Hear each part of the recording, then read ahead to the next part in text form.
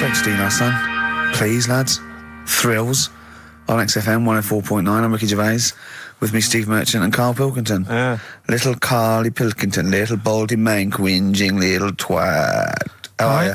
Yeah, all right, yeah. What are you doing? Happy? Feeling a bit happier today? You look as full of spunk, as they say in America. Yeah, I'm all right. Just a bit of a miserable day, though, isn't it? Yeah. A bit miserable. Yeah. Walking in today, right? Do you know I walked through, like, the sort of the gay district of London and that? Right. You don't walk, you mince, don't you? I'm just walking through on the way to work, and I'm always interested in their little shops and stuff that they have, right? Loads of their little shops. There's no to be ashamed of. If you want to go in and buy something, go in and buy something. I'm just having a look at, looking in the windows and stuff. Little postcard just near the entrance. Yeah. That's meant to tease people in, to make people go, that sounds good, I'll nip in, right? Little postcard, free butt plugs with every sale. That's great. How did we get from 5p off milk to free butt plugs with every sale? Wow. What society come to? Well, it's because we're liberated, Rick. Yeah. You know, it's an open society. What did you buy to get them? You didn't buy... I didn't but what's the purpose? What, of the poster or of butt plugs? Butt plugs, because I really honestly You don't... shove them up your arse, don't you? Whoa, slow down, bum. Shove them up your bum. Yeah.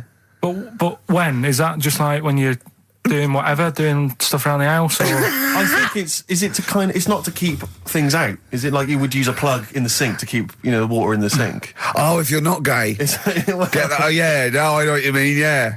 I don't know. No entry. What is it? I mean, I don't understand what I that's don't know. I assume it either feels good or are they... well, I've got to be careful here. Or are they sort of like breaking it in? Right, yeah. Do you know what I mean? Like it's like a shoehorn. Sure. or It's or like when you stick paper in your shoes if they're a bit tight. Or those people who sort of like put little bits of wood in their lips, and then as soon they've got big plates in their lips. Yeah. Same with the butt plug. It means you can, you're ready for anything. I don't know, do I? Look at Carl's face. Well, if you know what butt plugs are used for, then why not get in touch? Ricky.gervais@xfm.co.uk. What do you think? If there's any... I can't believe we're already on this subject. I know. It's 1:05 and we're I was going to say then, if there's any people who use butt plugs, and I was thinking that Karl would have said, well, they're not up yet. Yeah. Because they go out late. No, but what is it? We're award-winning people. We've written a TV Not on show. radio, though. Not on radio. We're rubbish on radio. I know, but We've got nothing to lose. But I always say to you, Steve, that I like educating people and that. Now, the way I see it is I didn't know what they were. Let's phone to go. Someone know about butt plugs. All right, we'll get No, get them on. Get them on. Ask them. No, because they might say something dodgy. Oh! whereas, what have we just been doing? Just take a chance. Take a chance and tell them not to swear. Well, you tell them. Okay. Right, Steve, I haven't got my headphones on. Hello, who's that? Hold on. Who, sorry? Nicholas. Nicholas, hello, mate. You're not going to swear, are you? No, I'm not going to Keep it clean. Yeah. Keep them keen. What were you calling about? I'm phoning about your plugs. About, not my plugs, but sure, plugs in general. What, do you know much about them? No, Are you a plug user yourself? No, I'm just thinking if maybe you've got some gay friends and you're spending the night at their place, you might want to use one. Right. What, you mean experiment with them, or...? No, so you can make sure they're not going to do anything while you're asleep. Could I suggest, just lock the door? I mean, that is easier to me. Can I make a bigger suggestion? That's probably the most homophobic thing we've had said on the show today. Thanks very much for your call. Right, okay, good. Well, that's why we shouldn't put people on the line. Just, without checking first. I think Karl's made a good point. That's the calibre of listener we've got. God Gave Rock and Roll to You by Kiss on XFM 104.9. Ricky Gervais, Steve Merchant. I'm bloody glad he did, Steve. Thank you, I am. Cheers. Karl Pilkington's with us as well. He's learned some stuff while the song's been on. He's had a couple of calls, one from a bloke, one from a woman who worked in a sex shop, and you learnt quite a lot. I could see your eyes widening. What have you learnt then about butt plugs? I haven't really learnt anything. I still don't understand. Yes, you have. No, but the woman was just saying, it spices things up a bit. Yeah. Well, what do you need to do that for? The end result is always the same, I think. So why complicate it? Do you know what I mean? Are you with me though? These people who say, you know, they do stuff all night, it's like, what's the point? That's why I like short stories and that. Yeah. Oh, brilliant. So, Excellent. I wish people could see what he looks like when he's talking like it. Oh, in fact, he's in Heat next week, Steve. Right. Is it? Yeah, they've put a picture of him. They could do the grab off the DVD, and he's behind the scenes, and he's got his little picture in Heat, and he hates it, don't you? well, I'm a bit annoyed because I didn't want it in. Why are you worried? Just don't want people Knowing what you knowing look what I like. look like and that. Why? Were you on the DVD? Yeah, but It's to public domain. Anyone can take it off there and put it on the paper now. but that's extras on a DVD, and I'm just thinking not that many people. If they watch it, they won't take it in, stuff like that. What are you worried about then? Just I don't. There's like me brother and sister and stuff who I don't see anymore. If they know what I look like now, they might. What do you mean if they know what you look like now? They've just got to imagine little Karl Pilkington with no hair. No, I've changed quite a lot because I work hard, don't I? So I've aged quite badly. Right. And I'm just thinking if they You used to have the hair of a Chinaman, But didn't you? sorry, why is it a problem for your brother and sister to see you and to? because I don't see them anymore, do I? And they'll come out of the woodwork now. What? They're after your millions. No. So they're sitting at home, they're looking at Heat, and there goes Karl Pilkington. Oh, Karl's my brother. My brother. Oh, maybe I'll go and see him. I don't want the hassle. But they could find out where you are. What's the hassle then? It's just hassle of having friends and family and that. You mean this, don't you? Yeah, it's you know that I'm not into having But mates. if and either that. your brother or your sister came to your door, would you not welcome them in and give them a cup of tea? Do you know what? He bumped into his sister, right, after about 7 years in a car park somewhere, right? And she went, oh, I got a picture of my new kid. Do you want to see it? He went, not really. All kids look the same. And she went off in a huff. Unbelievable. Yeah, but that's the problem though, isn't it? She hadn't seen me for years and years. That's the way I am. I'm not like being rude or anything. I'm just says what comes in my head. Oh, don't give me that. Don't do that. I'm not rude. It's what comes in me head. That's a rubbish excuse. Not know rude. me, know my ways. Yeah. Right, am I wrong then? Let's look at it. Let's look at what I said. Hey, there's Nouts Obama's cakes. Know me, know my ways. Get out, you twiddle flunt. What is that? What sort of philosophy is that? Know me, I'm rude and take it, I'll leave I'm not it. being rude. You are being rude. What, saying that all babies look the same? It's your nephew. You didn't even bother to have a look. You could have been courteous and had a look at the picture. If it was a first, I'd say fair enough, but she's got loads of kids. Oh, fair enough.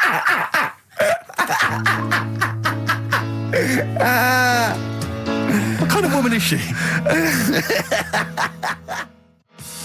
David Bowie, Lady Stardust from Ziggy Stardust and the Spiders from Mars. I went to see him Tuesday. I know you went to see him Wednesday, Steve.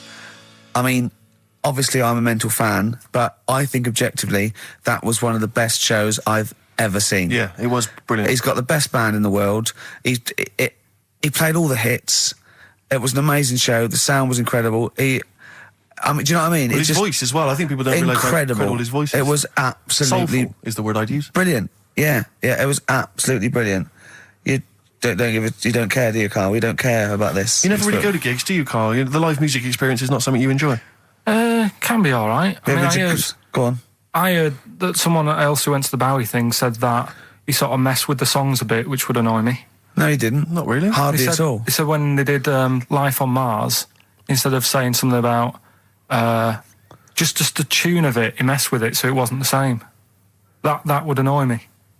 What would you do? Get up and leave? But I mean, we're not talking Bob Dylan or Sinatra. He ad-libbed a little bit, I suppose, and it's his song, but it was totally faithful. He was singing the songs. What do you mean? Well, it's just don't mess with stuff. It's like if you went to see Titanic and then the boat didn't have a crash, you'd go, what are they doing? It's like, oh, I fancy messing with it. Well, he That's what I didn't. mean, Well, don't mess with I'll tell you, he didn't mess with it. Relatively speaking, he did not mess with the songs. They were brilliant renditions. That would be a hell of a film, though, where Titanic gets to New York. Absolutely fine. Oh, Karl. But, you're amazing. It's because I work here, though, and there's a lot of gigs going on all the time, and then you get to a point when, you just go, get a bit fed up with that. Well, I mean, when was the last time you went to a live experience? well, Well, I've been to gigs, but the one that springs to mind probably is when I first sort of tried a gig out, and it wasn't a music one. It was Bottom. Do you know with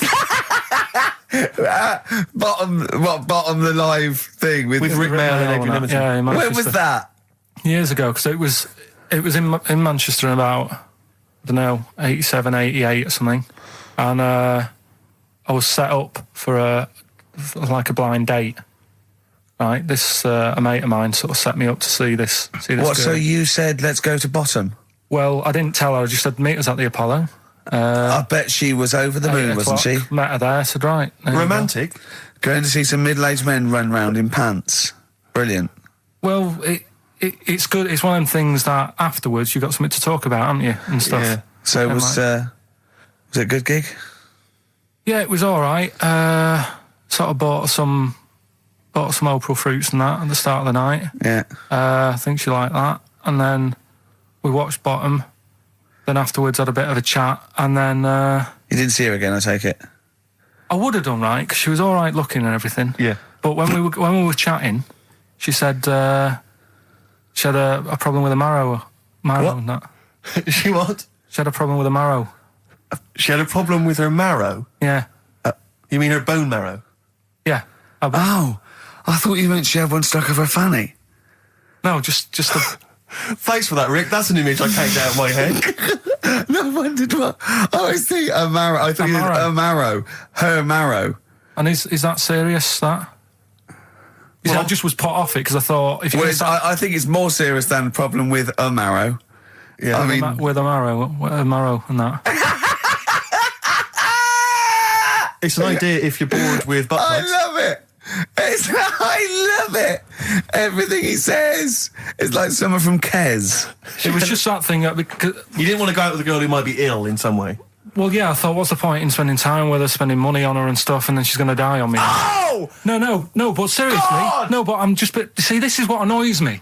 You asked me to be honest, but I'm just saying, what's the point in me getting upset and stuff? No, but it's not the... It was the one thing he said, what's the point in spending money on her if she's going to die anyway?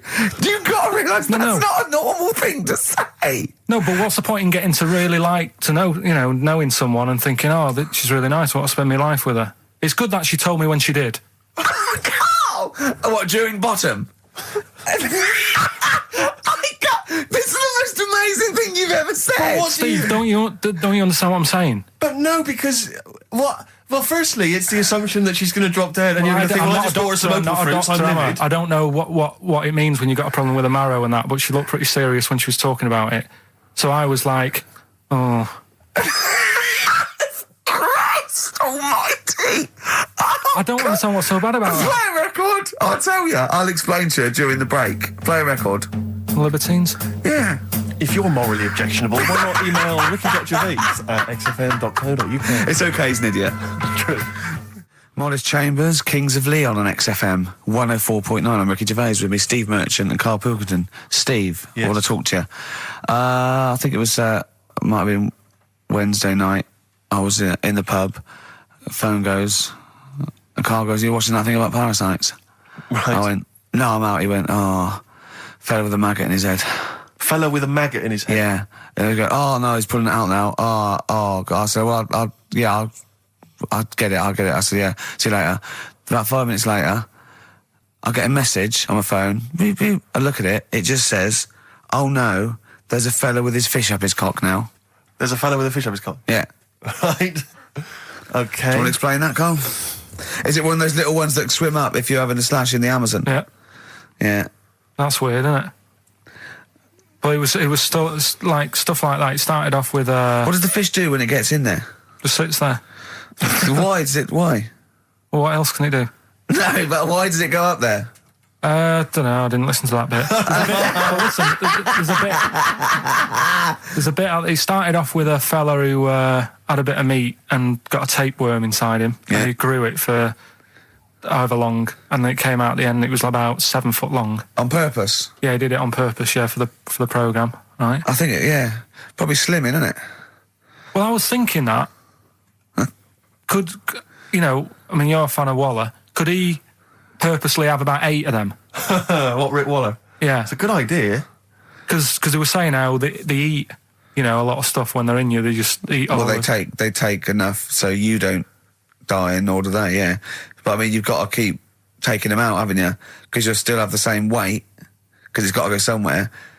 So you'll have them in you. What you got to do is, like, let them eat your meal and then take them out. Do you think worm watchers will catch on? Yeah. So anyway, so that happened, right? And then, there was a woman with a maggot in her head. A woman with a maggot in her head? Yeah, she went on holiday, it got in there somehow. And Stowaway. it just it was massive. And the thing is, she had a hole in her head, and she's there being interviewed with the doctor, like, and you can see it just sort of sticking its head out. Like, do you know when you see a cartoon with a maggot in an apple? Yeah. And it looks around like that? Yeah. Why didn't they just take it out there and then? I think they could have done, but the doctor's messing about. It's like, well, it's good for the show, isn't it? And they left it in there. Right, that's libelous. Well, that is libelous. but I found it weird. Why not just grab it? Because there must be a reason. There must be one of those medical reasons that you don't really know about, Karl. Right. And another bit. This was the best one, right? Grab it! Right. There's this fella, and he was on his bike, right, Yeah. cycling to work or whatever, and he sort of sees this thing in the corner of his eye. Right? Literally in the corner of his eye. Or you mean he saw He just said he saw in his something. peripheral He vision? saw Okay, something yeah. and thought, what's that? Yeah. So he thought, oh, doesn't matter, whatever. And he stops off at a cafe, right? Yeah. Get a little scone, a tea or whatever. And he goes in there and he's sat down, and the waiter comes over. He says, yeah, what do you want? He said, I'll have a scone and a tea. He goes, all right then. So he goes to get it, comes back. As he puts the tea and the scone down, his face is like, what is that? Right? Like a look of frightenedness on his face, right? Drops the tea and legs it. So the fella's going, what? So he legs it after the bloke and goes, what? And he says, oh, something came out of your nose. That was massive. Sorry, something came out of the Nothing, guy this is all serving. true because people would have watched it, so don't start saying it Sorry, didn't but hang on, I happen. just need to clarify. The guy on I the bike... I don't believe he ran away. Wait a I minute. don't believe he legged it. I don't believe he had a look of frightenedness on his face, and I don't believe he said something massive came out your nose. Wait a minute. And I don't even believe he had a cup of tea in the scone. These are the things that I think are embellished. But who had something coming out of his nose? Was it the guy serving the scone? The one who was on the bike who ordered the scone, Yeah, but what It was came out it? of his nose. Yeah, what was it? Came out of his nose. right? So he goes home and he thinks, I've got to sort this out because he's not good in that. So he But what? No, it was out of his nose. So you mean it poked out of his nose? It didn't come out. It just said hello and then it... It was like the maggot in the head. Yeah, he yeah, just it just- popped his head out, had a look around and went back in. Why Like, did the bloke drop the tea and run? well, it's weird, isn't it? All right, so he goes home. He goes home and he goes, oh, God, So he sits in front of the mirror and he's sat there waiting. This thing comes out. Again, sort of looks round, goes back in again. So he goes, oh, No scones. right. No, it's- So he goes, I've got to sort this out. He goes to the doctor's, says to the doctor, I've got something up my nose. It just keeps coming out and having a look round, going back in. Didn't say The that. doctor's like, oh, I haven't heard of that before, right? Didn't say that. So sat there. It does it again. The doctor looks, frightened again. Runs away. yeah. He, No, he- he didn't he- run away. Well, he's got a look of frightenedness on his face. he had a look of medical frightenedness. Yeah. He dropped his stethoscope and legged it. No, he said, I know what it was. I said, what? So you got a leech up your nose. He had a leech about that long. What's radio? Well, how long's that? 4 inches. 4 inches coming out of his nose. Next time it stuck its head out, he grabbed it, pulled it out. That's horrible, though, isn't it? Isn't it? Can I just remind people, just let people know, when Karl was saying it was about that long and Ricky said 4 inches, he was using his fingers. Oh yeah, he didn't have his There's nothing else there. fella out. No. So he had a leech up his nose. How did he get a leech up his nose? Don't know, again, I'm not that bothered about that bit. It's just- all the footage and stuff. Oh, play a record. Brilliant programme. Yeah. It's just the same. He just sees that. He gets fast. He doesn't read on. His education is just sound bites and self-embellishment in his own head. Yeah. Well, It's funny, like 'cause people- he gets all his news from Ananova and he just reads the headline. Yeah. Wow. And he just doesn't bother reading it. But he considers that education. He Well- gets annoyed if you think that more So you information is don't useful. get going on that, 'cause Oh, we'll talk about that later. If you're going I'll to tell start you having what. a go. Right, okay. Okay, we're going to play a song now, and I'm going to tell London Karl's confusion over evolution. Right. Better you two? Oh, brilliant. Sweetest thing. 104.9 XFM, 104.9. U2, the sweetest thing on XFM. Ricky Gervais, Steve Merchant, Karl Pilkington. So, we're with Karl in the week. So, what can we do this week? I was saying, well, don't do Rockbusters, that's dead in the water. I hope the listening public agree with me. He's going, well, you know, why don't I teach stuff again? Remember what I taught you last week? I went, no, no idea. Were you joking? I went, no. And he went, Ivan the Terrible gouged out a fella's eyes. Yeah. He actually said Ivan the Terrible at the time. Yeah. So I can't remember. This was a man who had built something for Ivan the Terrible, and then but his idea of education is telling someone something that knows more about the subject than him, so they can correct him when he's telling them it. And so I said, well, I don't know. And he gets annoyed that me and you are dubious against monkeys who perform bank robberies. And he goes, but you believe in Newton. He doesn't know the difference. I was trying to explain the laws of the universe, right? It was going, what do we do? And so all I come up with, I thought somewhat interesting. You know when you tell a child maths, you say you've got 3 potatoes and you've got 4 potatoes. I have to do that with science to Karl. So I ended up saying, imagine you're in a shopping trolley with loads of house bricks. If you throw the house bricks out, you'll go the other way. He loved that. Right. Didn't you? Because I didn't know that would happen. And it's sort of useful to know. It sort of explained a bit to me and stuff. Yeah. Right? And that's why I like doing stuff every week. I think listeners go away going, well, I didn't know that. Do you know what I mean? Karl told me something there. They forget it instantly, just like we do. We're friends of yours and we forget it instantly. No, the annoying thing with you is, Steve, not so much Ricky, at least he'll listen now and again, he'll just dismiss stuff straight away.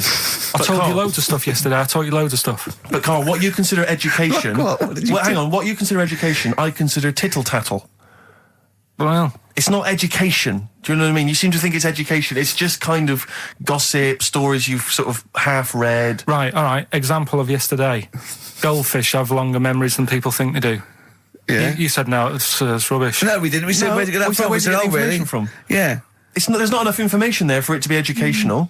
Because it's also relative. I don't know. Because that as a statement, it has no objectivity. Goldfish's memories are longer than some people think. That isn't a fact. Exactly. Because we don't know how long do people think a goldfish's memory is. Do you see what that isn't a fact? Whereas Newton's laws of physics and the universe are. Right. Yeah, but it was just a little thing. And I taught you more than that. I said about there's loads of Chinese people, if you put them in a line, you can't get to the end of it. I don't know what that means. I don't know what that means. There's loads of Chinese people. We know that, but what? If we put them in a line, we can't get to the end of it? We just say there's about 1 billion Chinese people in the world. But what really annoys me is, right, I read something on the internet the other day, because I'm always trying to learn stuff. Yeah, no, you are. I know you are. Right? Yeah. And you're having a go at me because you're saying, well, what does that mean? Yeah, there was a report on, I think it was Ananova or BBC News website. It said, the world may end in 32 million years. Right, first of all, it says may, it doesn't say it will. And 32 million, who's going to argue with that? And yet they're allowed to put that on a website. You're not having a go at them. No, but you didn't read on. There's more information. That wasn't meant to be a newsflash to worry people. That was like, oh, scientists have discovered that possibility. That was just like. Yeah, but again, possibility. No, but Karl, but there's other paragraphs that you haven't read. You see, that'll have to give explanations as to why they think that might happen. So therefore, it becomes a news item. It becomes educational. It's not just the headline, the bullet point. The headline's just supposed to draw you into the story so you read on. That's not all the information. But then I was trying to come up with things to excite you, and I realised that I was opening a can of worms. I was trying to come up with facts for him. He was going, give me facts. So I said, oh, okay, why can't an owl, why does an owl have to turn its sort of head 180 degrees? And I said, it's because the eyes are so large, that's a huge focal point for its sight, that they can't move within the skull, right?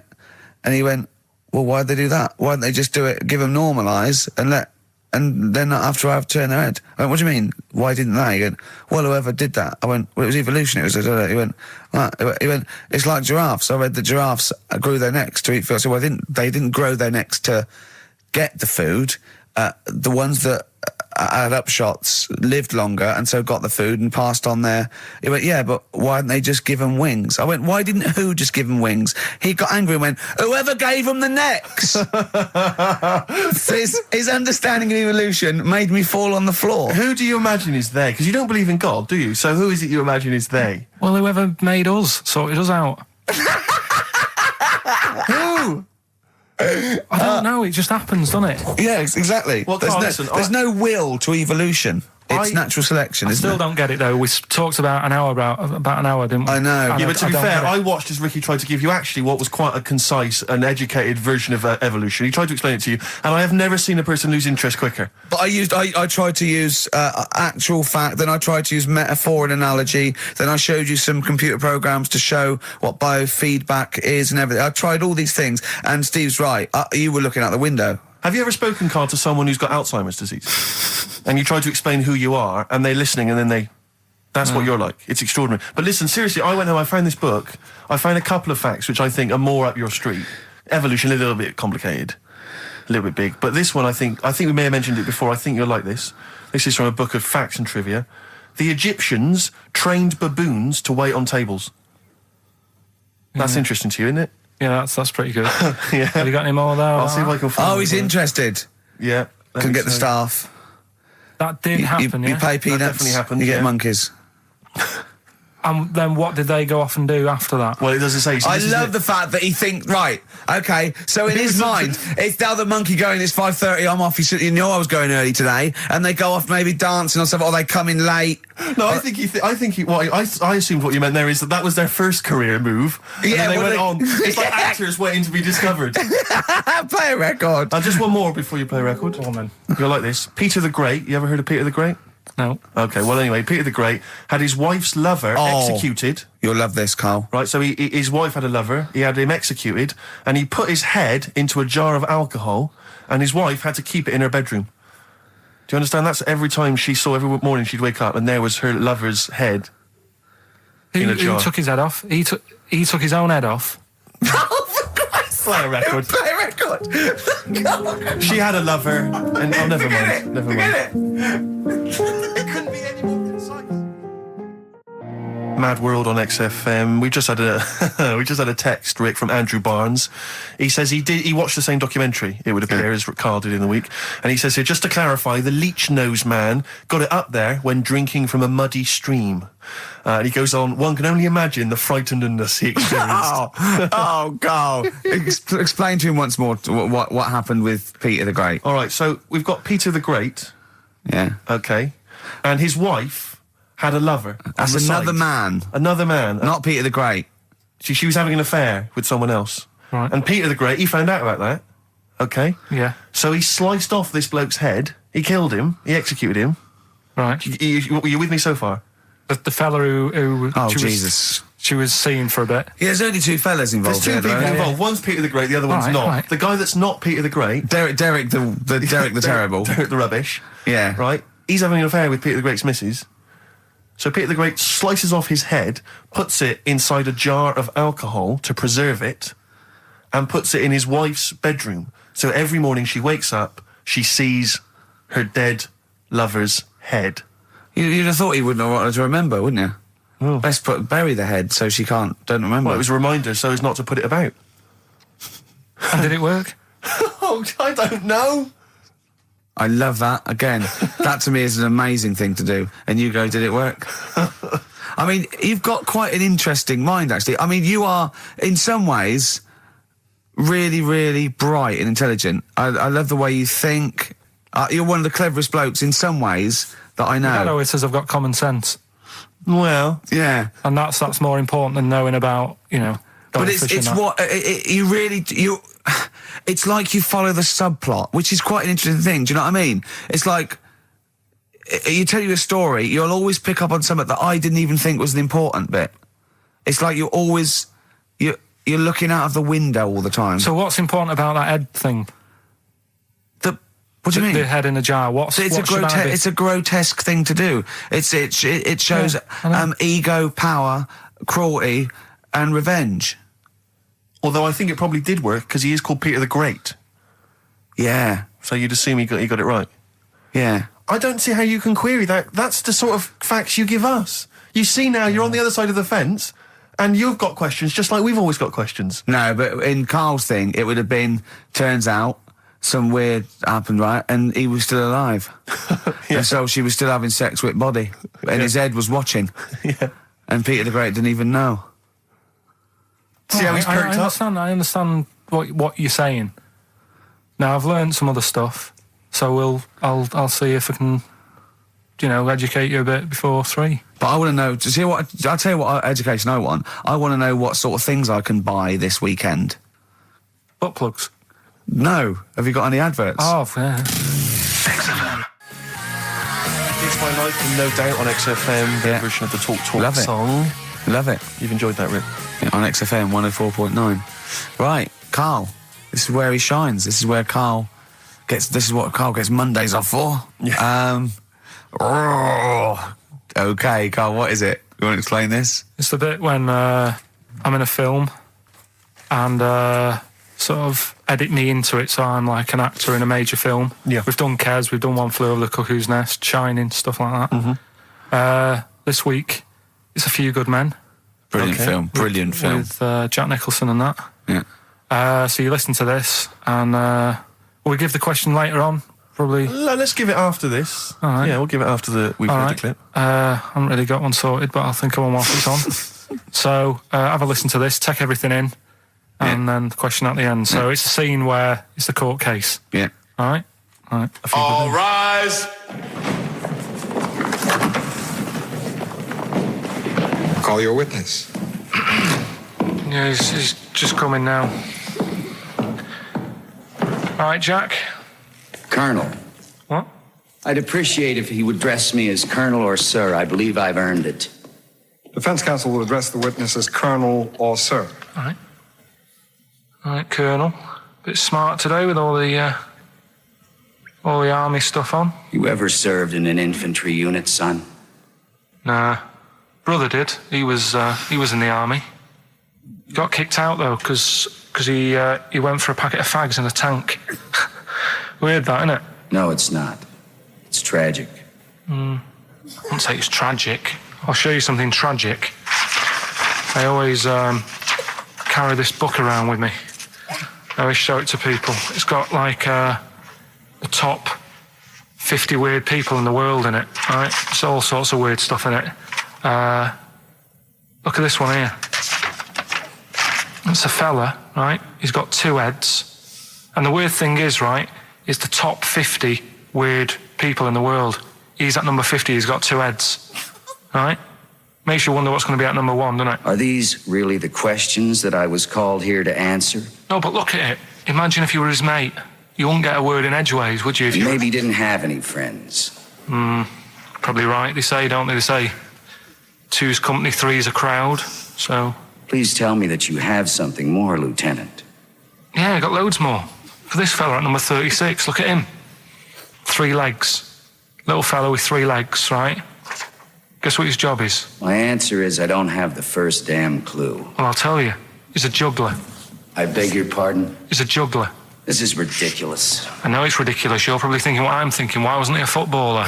Be great at keep you up, isn't that? I'll answer the question. You want answers? Yeah, it's just that I'd like to know the truth. Because you can't handle the truth! Gentlemen. Well, I've paid for the book, so I think I'm entitled to know why I don't give a damn what you think you are entitled to. You better get somewhere fast with this, Lieutenant. What about this one, then? This lad here, he's 12 years old, he looks 48. What do you think? No. Why not, though? You said you didn't want to know any more about the juggler. You didn't say you didn't want to know what I said. I don't have to have it read back to me like All right. Lieutenant, do you have anything further for this witness? Well, just wanted to know if you thought Mr. Webfoot at number 42 should have took up swimming, but... Absolutely. Yeah, you'd say that now, wouldn't you? Forget it.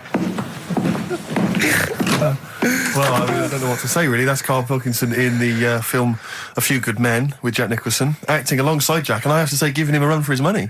I think Karl is a really good actor. I genuinely think that. Should we put him in something? Yeah, definitely. Okay. Right, what's the question? What's his forte, do you think? Just sort of playing that sort of stuff. Okay. Deep stuff. Yeah, okay.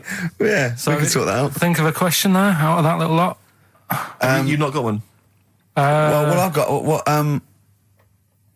It was at number 36, whatever it was. What was it? Don't know. Let's. It was number 50. It was at number 50. Yeah. All right then. Okay. Yeah. Who's number? What? Yeah. Well, yeah. What was odd about the guy who was at number 50 in the 50 book. weirdest people list? And just text in 83 XFM and put your address on there as well and that. What prizes are there, Carl?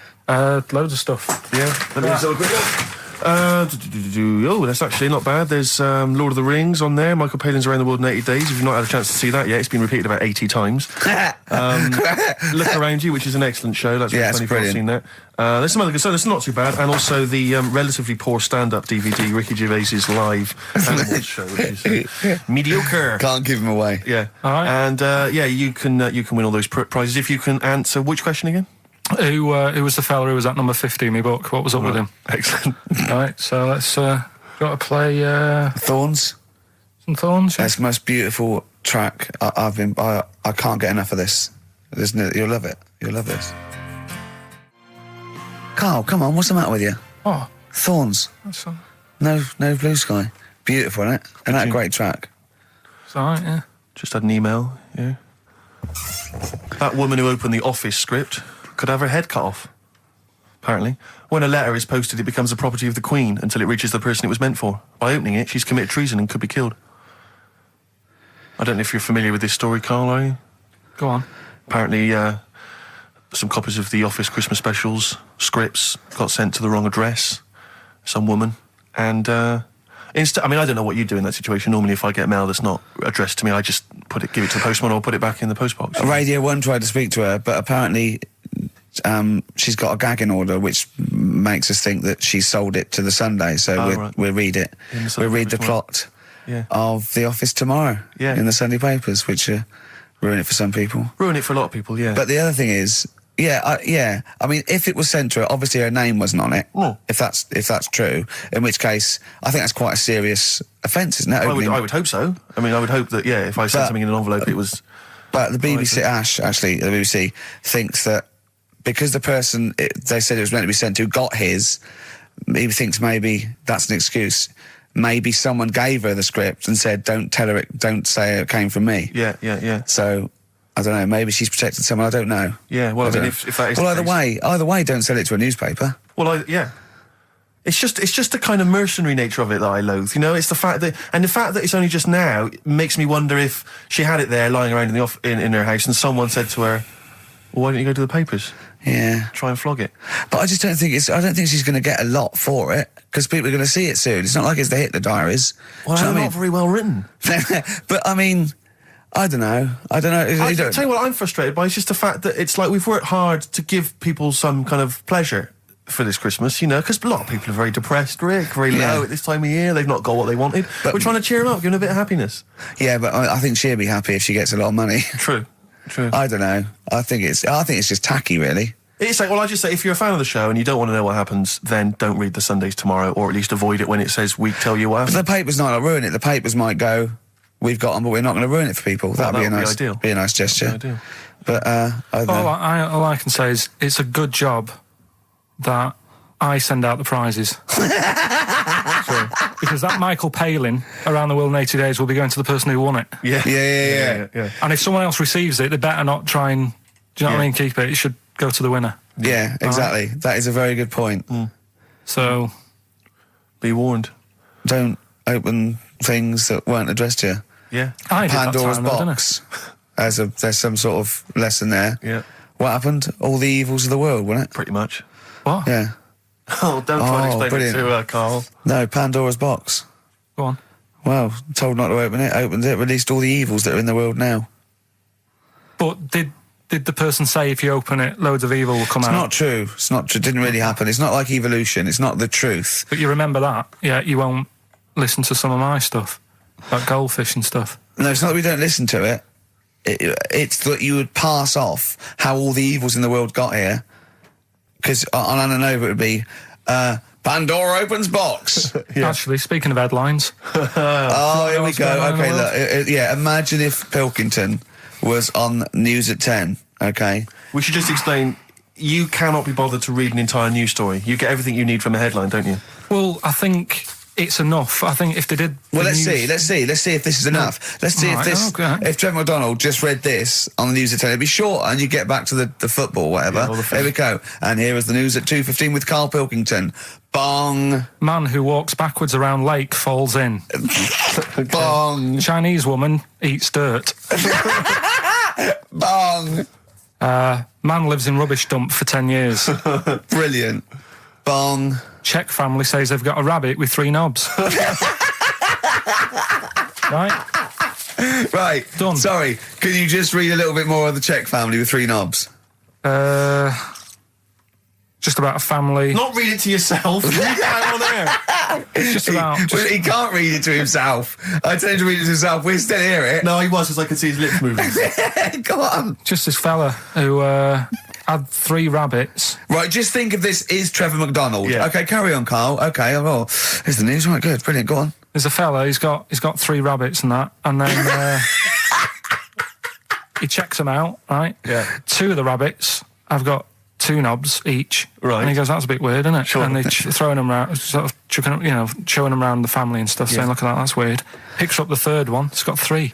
Yeah. So they ate the 2 with 2 because they thought they best keep the 3rd one because a little bit lucky in that. Yeah. It is lucky. 3 knobs there, yeah. Now here's the sports news, and that's how it would work. Yeah, okay, brilliant. Well, read about the Chinese woman who eats dirt. I'm interested in that.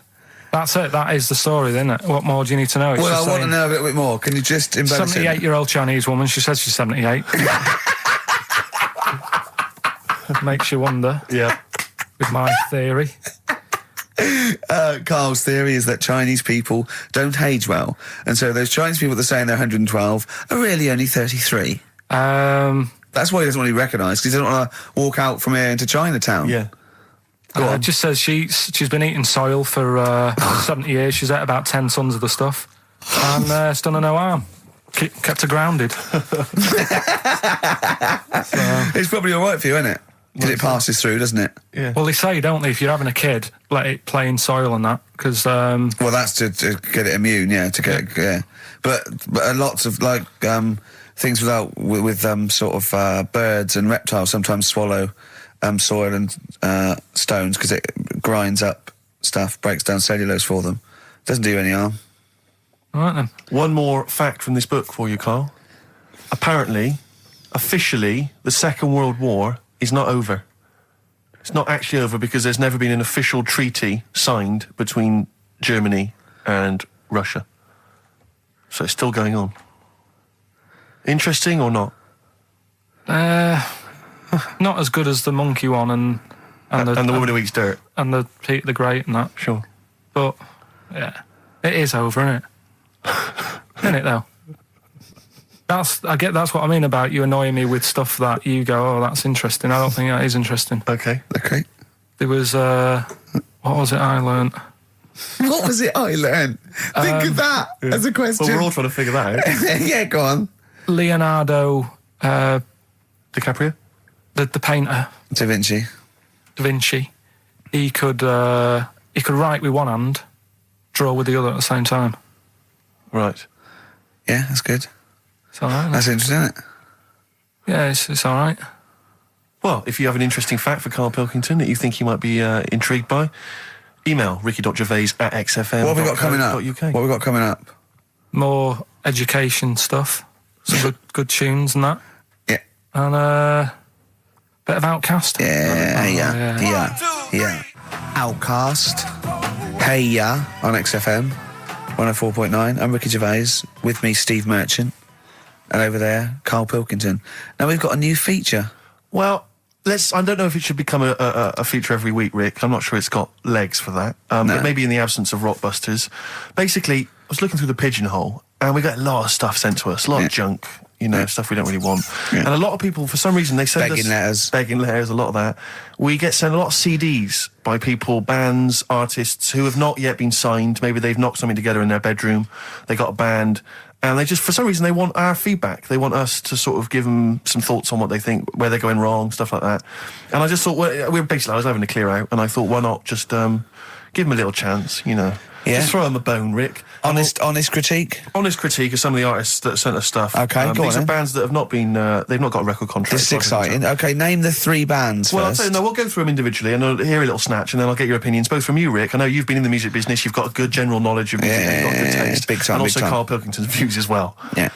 We know what to think of them. So this Go on. first band is called Kellerton Road. I'm sure they're very excited. As I said their name then, they probably can't believe it. They're phoning each other now. They're getting so excited. All friends are phoning them now. Yeah, Turn your exactly. phone off. They of can't people in believe this that. band. You don't want to... Yeah. Well, okay, then. Kellerton Road. Kellerton Road. Play a track from them. So that's Kellerton Road. I think that's a track called Secretly.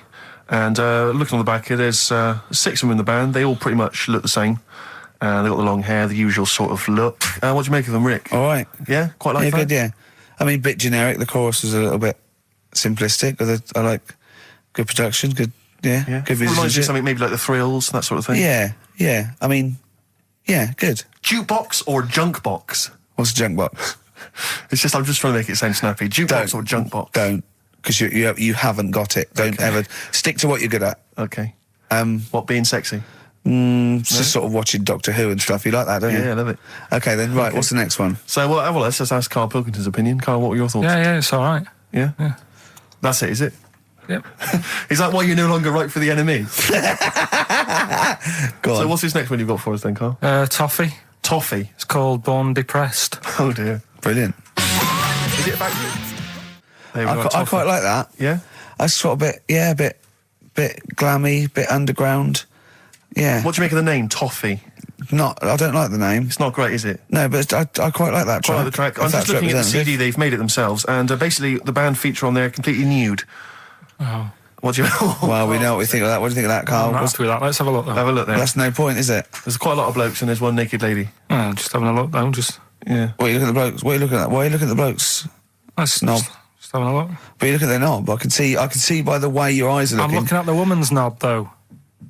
Well, she won't be happy with that. No, that's a bloke, Karl. Yeah, that's where you've been going wrong. Yeah, that's the woman. Yeah, Yeah, that's what I was looking at, that one. The woman's knob, so that's all right. yeah, good. So Rick, hit parade or shit parade? I don't know if it's going to be. I don't think it's going to be a hit yet because I haven't got backup. But I think we're looking more about whether they get A record deal. Do you think they deserve one? Yeah, I like. Thumbs up for both of them. Okay, excellent. Well done. All right, well done. And Karl, play the last one then. What did you make of it? Sorry, we didn't ask your opinion. We weren't interested. Like to see him on CD UK. Just like that on the CD cover. Okay. And this last act, I think, is this right? Picture Centre? Yeah. Picture Centre. Picture Centre. My favourite. You like that? Yeah, that's my favourite out of all of them. Good. There's a bit of Amy Mann in there. A little bit Cocteau Twins. Yeah. No, really good. I really stuff. like. Really good. Really intriguing that. Karl Yeah. Pilkington? Yeah, it's all right. If you didn't like it, what would you say? It's weird, though, isn't it, music? No, do you know what I mean? It's like, it depends what you're doing. Do you know what I mean? That's all right. If you're just having a game of crib or whatever, it's just on in the background. That's the thing with music. I don't think you can sort of slag any of it off.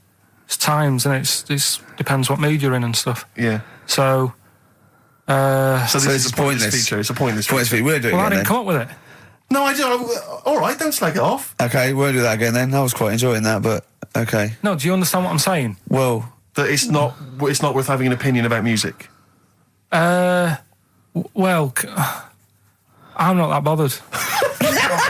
I'm just saying. imagine if he was on the panel of fame and going to be your pop idol. Yeah. That'd be great. He'd go along and Nicky Chapman go, yeah, you've really improved. I really like that. I don't like what you're wearing. Dr. Fox, you were hot, baby. I loved it. Like your legs, like all your boobs and all that. Brilliant. Come to Karl. Not bothered. All right. Yeah. Brilliant. No, we'll keep it up. Play a record. Yeah.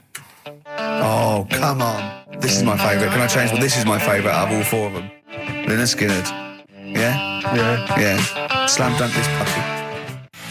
Jet and roll over DJ on XFM 104.9. All right? Karl, just an email, a question for you. Can you please let me know which school Karl went to? What school do you go to? Cessav. What? Cessav. Cessav? Yeah. What does that mean? It was on Cecil Avenue. Cecil Avenue in Manchester. Yeah. It's just he says, I'd like to know so that I don't send my kids to the same place. He also says, he says, P.S. Does Karl look like Gollum in Lord of the Rings? Yes. He does, doesn't he? Yeah, that's very good. Yeah, in fact, I was just putting a little bald wig on you, wasn't I? Like he needs one. Yeah. So, if you Just want some a of the fun and games we have when the songs are on. Yeah, did it hurt? Just a little bit. The bit that worried me is when you said, let me just staple it. Yeah, well, I was trying to get it under your chin because it looked funnier, and he was scared. Oh, I remember. Do you remember I did that thing with the tea towel? Have you told Steve about that? I don't think I have. It's not something I'd shout about, to be honest. Go on. Went round his place, and he said, before you go, I must try something. Because I couldn't get squeezing hard enough. I can't, because I'm not strong enough to hurt him anymore now, or am I? I think I can take it a bit more than I could at the start. Yeah, so I wanted to squeeze his head more. So what did I do? So he said, just hang on, I've got a tea towel. He brought a tea towel in now. I need something sort of long and thin. What can I get? He's asking his girlfriend, where's that there? Comes in with a spatula, right? He puts the tea towel on my head and manages to sort of put the spatula in and turn it round so that the tea towel is tightening on my head. Yeah. Using little pressure, would you say, from you? Yeah, just little. It's brilliant. It was like a tourniquet, and I just turned it a little bit, and he screamed almost straight away, didn't you? It hurts. But why did you think that was good? When would you need to use that tool? I knew. I did it on my other bald mate, Rob, who was over, and he screamed as well. Because he just put a tea towel round, like a little bandana, just stick the wooden spoon down the back, just turn it, and it's even half a turn, isn't it? And it really... Hopefully children listening will be trying that on their friends. No, they won't. Don't try that at home. I've got another fact for you, Karl. Might be of interest to you. This is the final one. The ancient Babylonians had few... What? And just stop you there. What's a Babylonian? My head's gonna burst. What do you mean, what's a Babylonian? I've never heard of one. No, but we'll work out, what's an Evertonian? Someone who supports Everton. Well, or from? From Liverpool. Yeah, so what's a Babylonian? He's from Baba. Yeah, well, anyway, some people from Baba, ancient Baba, they didn't have very many doctors in those days, all right? Because they felt that illnesses should be left to the wisdom of the public, right? So if you were sick, okay, you were placed in the city centre, right? And then a passerby... Outside Baba. Outside Baba. And a passerby who had suffered from the same ailment or who had seen it treated in the past, they would pass by, they would give them advice on how to be cured. Do you understand? So there'd be no doctors, just people passing by would see, they'd say, what's wrong with you? And they'd say, well, blah, blah, blah, I've had the same thing, here's some advice. And pedestrians were forbidden to pass such an individual without inquiring about the complaint and prescribing for it if they knew how to. So hang on, so there's someone ill. Yeah. It's outside the town hall. Yeah. People walk past, go, what's up with you? They go, oh, my foot hurts. And they go, you've got to do this to get rid of that. Yeah. And were they ever right? Well, what do you mean? Were they ever right? Well, how do we know? What are you telling me? What? What have you just told me? What am I meant to take from that? You just said strangers sort of say, you've got that wrong with you. I think he's sulking. I don't think he's ever going to take anything we tell him again because we don't... No, but I don't like the fact that goes, monkeys can do armed robberies, and we go, no, they can't. I don't understand what the problem is. But how is that different from telling me that a Chinese woman ate dirt? How is that not the same sort of Because that's weird. Someone sat in Trafalgar Square going, I've got a headache and I go take some Nurofen, isn't shocking. I'm not a doctor. I've given him a bit of advice. But neither is the dirt lady. She's not particularly interesting. Neither of them are particularly interesting. I'm just trying to give you an example of the same sort of drivel you feed us every week. Would you sort of have tea round at her house? It's weird. The Chinese woman... Right, so it's weird. Okay, now we're getting somewhere. It's weirdness that you're interested in. See, I thought that you were actually interested in sort of interesting sort of stuff. But if it's weird, it helps. If it's weird, it helps. Yeah, I mean, it doesn't have to be major news. The other day there was something about this fella who, I think he wanted to be an actor, right? And he was trying all his life to be an actor. Couldn't get a gig anywhere, right? So when he died, he said, right, I'm going to leave all my money to the theatre as long as that theatre uses my skull in that play they do with the head. Hamlet. In Hamlet. So that's that sort of news, and it's weird. Right. What money did he have if he's been struggling actor? He had some money in that. What did he do? I don't know. Oh, that's what I'm interested in, what he did. Yeah, that's what me and Steve. Yeah, that's what me and Steve are interested in, what he did, how he earned his money. So, because you were going to educate us this week with some interesting facts. Oh, yeah, come on then. Is that it, or have you got more? Well, that's weird. But that's not educational. You didn't give me his name, you didn't give me when, you didn't give me what theatre. No, but also to take from it. Do you know what I mean? If people listening and go, well, I'm a bit like that. It's like if you've got to be dead and have your skull on stage, that isn't the job for you.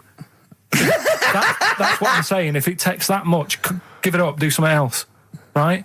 What else have I taught you? I don't know. You haven't taught us, so you've never taught me anything. See, we'll just have to sort of... What, agree to disagree? Right. I don't know what you can sort of learn from this. Go on then. 7-Up, the drink. Yeah. Right. We're actually on air now, aren't we? Yeah, this is right. it. Okay, This is it, baby. This is a radio show that we're paid Forget for. that then, forget. No, come on, 7-Up. It's not really... Not important. It's not interesting or important. Go on, come on then. Come on. The little red dot, that's above the 7 on the can. Do you know, it says 7 up and the little red dot. Yeah. That red dot's there because the creator of it was an albino and he had red eyes. And he had that little thing there as his little trademark. Is that true? It's true. That's quite interesting. Right then. So that's what I'm saying. It's not that important, but it's interesting. If it's true, that's interesting. It isn't. It's true and it's interesting. Okay, that's good. You know, Coke used to contain real cocaine. So Well, they used to be medicines, didn't they? Tonics, yeah. No, they were medicines. I read that tomato ketchup and Coca-Cola started off as medicines. Probably not a medicine, probably more of a tonic, because it probably a pick-me-up, wasn't it? If I had Coke in it and caffeine and sugar, and same as ketchup, probably lots of vitamin C and lots of sugar, it was probably more of a tonic. It wasn't really a medicine. They didn't say, cancer, have this on your chips. It's some HP. Wasn't a medicine, it was... Well, it was, kind of. All right, okay, let's agree to disagree on that particular one. Okay, all right, yeah. Is that it, Karl? What else? Because you've Any been other educated facts? this week. You've given us the 7-Up thing, okay. I've told you about the goldfish. Not really, but yeah. He didn't say anything about goldfish. This is your fact, right? You know what? Goldfish might have longer memories than some people think. That's not a fact. That under no circumstances would imagine Magnus Magnusson saying, what animals might have longer memories than most people think? This is goldfish, correct? Imagine that as a question. How is that a fact? If you ever have children, are you going to educate them with this kind of drivel? Is this how you're going to raise your kids? So their minds just pumped full of this That'd be my rubbish? job. I'd keep them interested with stuff like that. Right. Yeah. Suzanne does the proper stuff. Yeah. So you agree there is some proper stuff? Yeah, but I wouldn't make him do it. I'd just sort of leave the book there, and then if he read it, I'd go, that's good. That is... What book would you think? What, the 50th freakiest people ever to be born? Give him that to start with. What would you tell me your favourite was? The little fella who was playing the keyboard? That or the three-legged fella. Yeah, okay. So he's learnt that. That's the first day at school. What would you teach him the second day at school? I don't know, because... Why do owls have to turn 180 degrees to look the other way? Because they've got big eyes. Yeah, and what's that mean? What do you mean? What's it mean? Can I just... I don't think you should have children.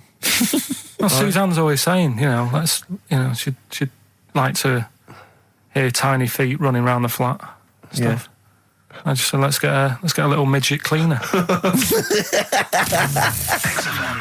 Right, haven't got long. You better give the winner. We got monkey news coming up. We haven't really got any monkey news. What do you mean? What do you mean? There's nothing going on, seriously. What do you mean? The last few weeks, I've kept telling you. No, right. This really annoys me when you say there's nothing going on, because you call it monkey news, but it's not monkey news. You have stories, dubious stories. But shut up a minute. About it's always chimps, which annoys me. You call it monkey because they're apes, right? And it's often from the 18th century, so it's not news anyway. So don't tell me there's no monkey news what I'm this saying week. is, if there's monkey news worth doing, I'll know about it.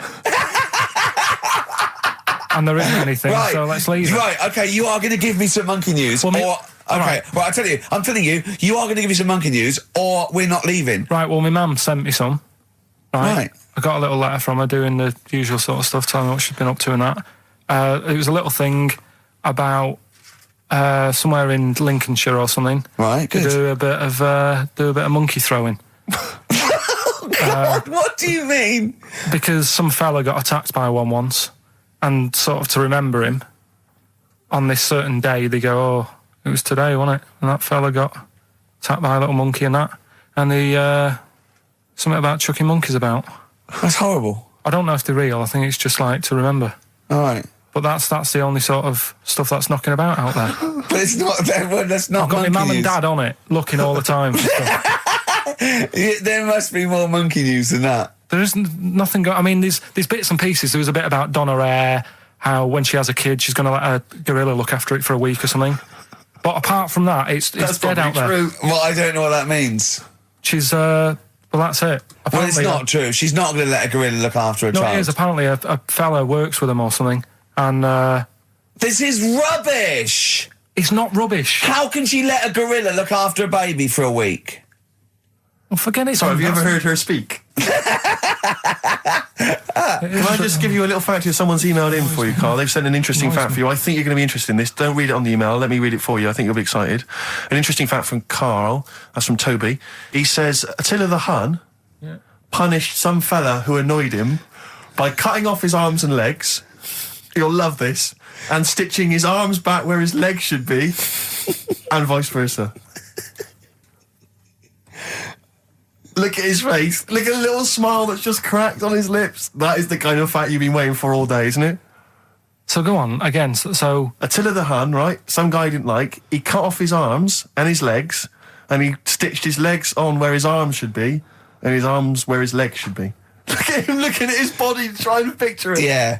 I'll let it sink in for a little while, then I'll ruin it for him. Karl, what are you thinking? I'm just picturing it. Well, he would have died. It would have been tokenistic. There's no way that person could have lived through it. So it was just for Attila the Hun's fun. He probably put him on a stick outside his gate or something. There's no way in those days that he could have gone through complete limb amputation and... So would he have wore a jumper for pants? Who's the winner of the competition? From Walthamstow, it's Joe Ogden. Well done, Joe. You got the correct answer, which was what? The fella with two heads at number 50. Number 50. Is that it? Are we off? Yeah, that's it. Yeah. All right. Cheers. More of the same drivel next week. Bye. Bye. What? Ricky and Steve are here. Karl Pilkington is away today, so Mr. Ian Cantfield. Stop it! This is my signing off link. Right, look, I'm running into your show now and it's your fault. Mr. Ian Cantfield's with Ricky and Steve today. Jimmy Carr's on X-List duty tomorrow. If you didn't get a request in, I'll see you 10 o'clock next Saturday. Merry Christmas. XFM. Comfort and Sound by Feeder on XFM 104.9. I'm Ricky Gervais. With me, Stephen Merchant. Hello there. But no Karl Pilkington. No Karl. He's in Lanzarote. Lanzarote, but we have got a very, very special stand-in. It's Camfield. Say hello. I'm so excited to be here. It's been, you know, the things I've learned in the last 10 minutes before we've even gone on air. Like, you don't have a theme tune. I don't have a theme tune. I don't wear headphones. Exactly. Ian wears headphones with a preamp. He's got 3 midgets just brought in his back line. Right? They're called Dog, Mongo and Blitzkrieg. Look, Blitzkrieg is up there, like, eating a banana. Yeah. He is the king of rock, the new king of rock. Well, the prince, he's the prince of rock. Obviously, Vance is the king of rock. But we'll be doing that, we're working out who. Over this, and by the way, Camfield, I don't want the Ian Camfield that does XFM and going, and there's fast approaching 1:23, here's Ash. I want the Camfield that goes, I snorted ants with Lemmy. Okay? So, we want the real Camfield. All right. I bought in Metal Christmas, is that all right? That's my only request from this show, that we do play Paul Di'Anno's version of Santa Claus is Coming to Town. The rest of it's over to you. Yeah, we're going to play some Christmas tunes. We're going to play some, our favourite hits of the year. But mainly, this is the rock programme. This is the rock programme. What worries me, Rick, is there's a lot of people who listen to our show and they're not regular XFM listeners. They just kind of crawl They're out not regular people. Stupid on a Saturday afternoon, put the show on. So they might not be familiar with Ian Camfield is a young man. He's been in he's about 14. He's been in radio. It's weird, he's 14, but he's been in radio for 15 and a half years. Yeah, he was weaned on the milk of a Vance. Yeah. Right? And he's going to be the new rock god, aren't you? Well, I'm trying. Yeah. No DJ Camfield. Just go, yeah. Right? And over the 2 hours, I want to work out the 4 pillars of rock, right? I want 4 names, 4 pillars of rock, right? Huge rock pillars, and then I want the king who stands astride them like the archangel of metal. So we'll be asking Ian, every few minutes we'll be asking, right, who's your first pillar of rock? And then, keeping the one that stands astride them, okay? And how many do we need? Well, we need 5 names then, don't we? The 4 pillars of rock and who stands astride them. Right, okay. Like the Overlord with these Axe Attack albums. Yeah. Yeah. This is Oasis. Christmas. Oasis doing their version of Merry Christmas, everyone. It's Christmas. It seems only appropriate that we play the occasional Christmas tune. There aren't many decent ones. We will be playing the greatest, not just Christmas, one of the greatest songs of all time, but certainly the greatest Christmas tune of all time, Fairy Tale in New York. Is that going to be the version done by, what's his name, out of Boyzone? Has he done one? Yeah. Because he's lived the hard rock and roll life. What's his name? What is his name? Ronan Keating? Yeah. He wasn't bad on Room 101, actually. I think he's lightened up a little bit. Good luck to him. Yeah. Yeah, I do as well. Yeah. A lot of people ask me, Canfield, I'm sure you can you've probably got experiences of your own that you might want to talk about, but people ask me what Ricky's like in real life. And I don't want to get grotesque. It's Christmas, people are listening, people are eating sandwiches, but he has a flatulence problem. I don't know if you're aware of this. It is... It's not a problem. Right. Well, it is for us. Yeah. You may not. Yeah. I think the problem with Ricky is Ricky hates to miss out on anything. He's terrified that there's going to be something going on that he's missing out on, a conversation, a joke, someone falling over, And so he daren't spend any time in the lavatory because it's too any period of time he spends in there, he could be missing out on some fun. So he kind of tries to get his lavatory, occupying time down to a minimum, an absolute minimum. Plenty of pissing. There's loads of that, but none of the other activity. Really, I mean, you keep that. Really, it's like you're in, you're out, and sometimes I don't think you've done the full job, Rick. Yeah. And today, I tell you this, my eyes were bleeding. It's intense. It's just a word of warning because the kitchen at XFM is out of bounds now. No one's going in there until the new year. A to J in the library. A to J in the record library. I'll tell you this: I don't know if Tony Blackburn's in the building. His wig will fall off. But seriously, not that he wears a wig. He doesn't wear a wig. But if he's going down now, maybe he wants to play some Beach Boys. I mean, seriously, forget I'm a celebrity. Get me out of here. Forget you might have survived in the jungle, Tony. But you get down there, mate. Tony, would you rather eat a plate of maggots or go and get Beach Boys? Exactly. Saying A to J. Oh, pot pickers. Exactly. Jesus Christ. It is absolutely extraordinary down there. Oh, so I'll just be warned. But it's Christmas. Yeah. Christmas. Why would Blackburn be listening to this? I don't know. He's probably doing a bit of Christmas shopping. Sure. And he's out and about with probably got his little, personal stereo on. Yeah. And he goes, I'll listen to the boys at XFM. Exactly. And Camfield, what do you think of it so far? Yeah. Yeah? Yeah. It's not Vance, is it? Okay, who is secured as one of the pillars of rock? Lemmy. Of course he is. Never changes his boots. 2 pairs of trousers. 3 shirts. Really? Yeah. And he just alternates them, does he? Yeah, so he yeah, might yeah. have the same pair of trousers for 2 weeks, but the different shirt. Is it true his rider is a bottle of Jack Daniels and 40 Marlboro? No, it's like one of those 100 packs. No. Yeah. One of the 100 packs of Marlboro, and he keeps them stuck in his boots, which don't change. Actually, I think I'm right in saying that one of the 2 left boots as well, because one of them did break. And he had 2 pairs, but he's now only got 1. But he's got the Lemmy, that is Lemmy then. Lemmy as one of the pillars of rock. What would Phil Lynott get anywhere near this? Yeah, he would have done. Let's play some Lizzie then. Don't believe a word. Thin Lizzy on XFM 104.9. I'm Ricky Gervais, with me Stephen Merchant, and over there Camfools. Is that your impression of me? Yeah. Yeah. The rock one's better. The rock one's better. Yeah, you shouldn't try and be a DJ. Yeah. Growing up with Diano Tuesday night. Ian, I know you're keen to know this, Rick. What are your thoughts on XFM? Let's get behind the facade of Canfield. What do you think about this? Because we used to have, some conversations, You've been with XFM since the beginning, haven't you? I've been here forever, yeah. It's all right, isn't it? I mean, it's not quite magic. Well, no, a few things are. Got me eyes on the big 105.4, obviously, eventually. What, magic? Yeah. Now, do you think you want to do like a rock programme on something like Virgin or Radio 1 eventually? Nah, I don't think so. No? No. What do you want to do then? What do you want to do? I I want to start playing stuff like the Eagles and Steely Dan and Bruce Hornsby in the Range, truth be known. But you'd have to go quite mainstream. In your for that. bedroom? What? But on what sort of platform though? Because the good thing about those is they are really popular. They are. I mean, I think the Eagles' Greatest Hits is the biggest selling album of all time now. It's overtaken Thriller. Yeah. So I mean, those. What are you saying? Iron Maiden aren't popular? Like what I play Iron Maiden now? are actually popular, but they've got a very Slipknot, tight fan Fear base. Factory. I mean, Iron Maiden can go to number one with just their fans buying it and then slip away again, can't they? Yeah. But everyone sort of likes the Eagles, don't they? Yeah. I mean, I think still. So you could get on sort of like Radio 2 maybe, the rock program on Radio 2. Who does it at the moment? Is there one? No, there's not one. I should do a demo maybe. Okay, well let's I love the way we're talking about my career and other radio stations I could work for. Do you know something I don't? No, I'm just saying that this is place going, is not. It's it's not going gonna on the last tube, forever. isn't it? It's going on the tube. I mean, you're going to be like, I mean, you'd abandon a sinking ship, wouldn't you? You wouldn't hang around, would you? You wouldn't fiddle as Rome Byrne. I mean, we got a couple of pies cooking in the States, so we're not going to be here to keep it afloat. No, the weekends. But we want to take the good guys with us, Right. So when this crumbles and they make it into a car park for Capital, I want to see you on Radio 2 Friday nights 10 till 12, pure rock. Exactly. Do you know what I mean? Absolutely. Right, well, that's the pitch, isn't it? Friday nights 10 to 12, pure rock. Okay, if anyone's listening to the BBC, it's Camfield. He is the new Vance. Molten Metal, maybe. Molten Metal.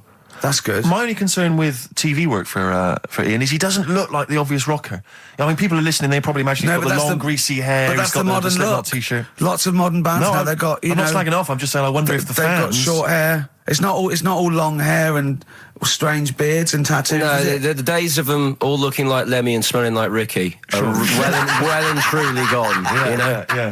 Yeah. Have you ever had the long hair? Have you ever gone in for that? No. Never tried that. No. But I've got bullet belts and stuff like that. You're right. If you'd have wanted me to dress up, I would have dressed up and brought CDs. I mean, obviously I should have prepared more for this show. Sure. Yeah. We're going to play some classic rock, aren't we? I think we're going to play The Who. We got Jump, Van Halen. That's a classic, isn't it? Yeah, I think I've got that about 5 times on every driving album I brought in for you. Okay, and so Are we going to play Since You've Been Gone? Yes. Yeah. What's next? British Sea Power. Yeah, I thought we should play a couple of singles that we've enjoyed over the last year or so, and this is one of them. Carry On, play at Camfield. And don't forget, Paul Di'Anno and Santa Claus is Coming to Town's coming on as well. Paul Di'Anno doesn't snort ants, he snorts anteaters. Carry On from British Sea Power on XFM 104.9. Not bad at all. Now, listen, we should just point out to people that Karl's away, and we always slag him off because he provides very little. And he's an idiot. Well, exactly, to be fair. But he's obviously off in Lanzarote, and he's forgotten to tell us what the password is for our email, Rick. Idiot. So we can't get into the email. So we're going to have to use Ian's email instead. ian.camfield@xfm.co.uk if you want to get in touch. You're never going to have so many emails, Ian. Really? Yeah, Right? you're going to be looking at them all week. It's going to be brilliant for you. You're going to feel really popular. You know what? He described Karl as a bald little mank twat. Nice. Karl was going, brilliant. Is that allowed? Is that all right? Yeah. Bless him. Bald little mank twat is back on the 3rd, isn't he? Well, if there's one thing that magazine's Well, good was at, he it's suggesting you accuracy. can't be regionalist? What? Was he suggesting you can't be regionalist? Was that allowed? No, I just think it's a familiarity of, it's just because we call him a bald little mank twat, that a national magazine can say that. Oh, bless his little round head. Wonder what he's doing now. He's sitting in the ash, reading his, reading his Rich Hall book. Yeah, he spent a week when he went to, where was it, St. Lucia? He spent a week, right, throwing sand at crabs. Yeah. I don't think they've even got crabs, have they, over there? No, I don't know nothing. what he's going to do. What is he going to do? Suzanne, what is she going to do? He's going to be whinging. But it's sort of like, Karl must be like, kid, you must like sit him in front of a video while you go and make the dinner or something. Yeah. It must be a nightmare taking a pet. Has she got a little harness for him? To be fair, though, Rick, I mean, I can't imagine you're much better on holiday. I've always wondered what that must be like. Because you always need an audience. You've always got to have someone around that you can perform for, drop your trousers for. Annoy, just generally sing and dance about. And Jane's seen it all. She's bored of you. So what, do you just do this to other people on the beach? Holiday makers, it is me. You can't believe your luck, Ricky Gervais. Do you want me to annoy you? Yeah, exactly. I can annoy you for 5 minutes. Yeah. Then I'll get bored Exactly. myself. I'll tell you what, I want some ads, and after that, the fairy tale in New York. Oh. The Pokes, featuring Kirsty McCall, and a fairy tale of New York. Brilliant. On XFM 104.9. That's the song I think that single-handedly keeps Shane MacGowan in gin for another year. It must do Just well, about though. keeps- but I'm sure it does. I absolutely love it. I still love it. I saw it on Top of the Pops too.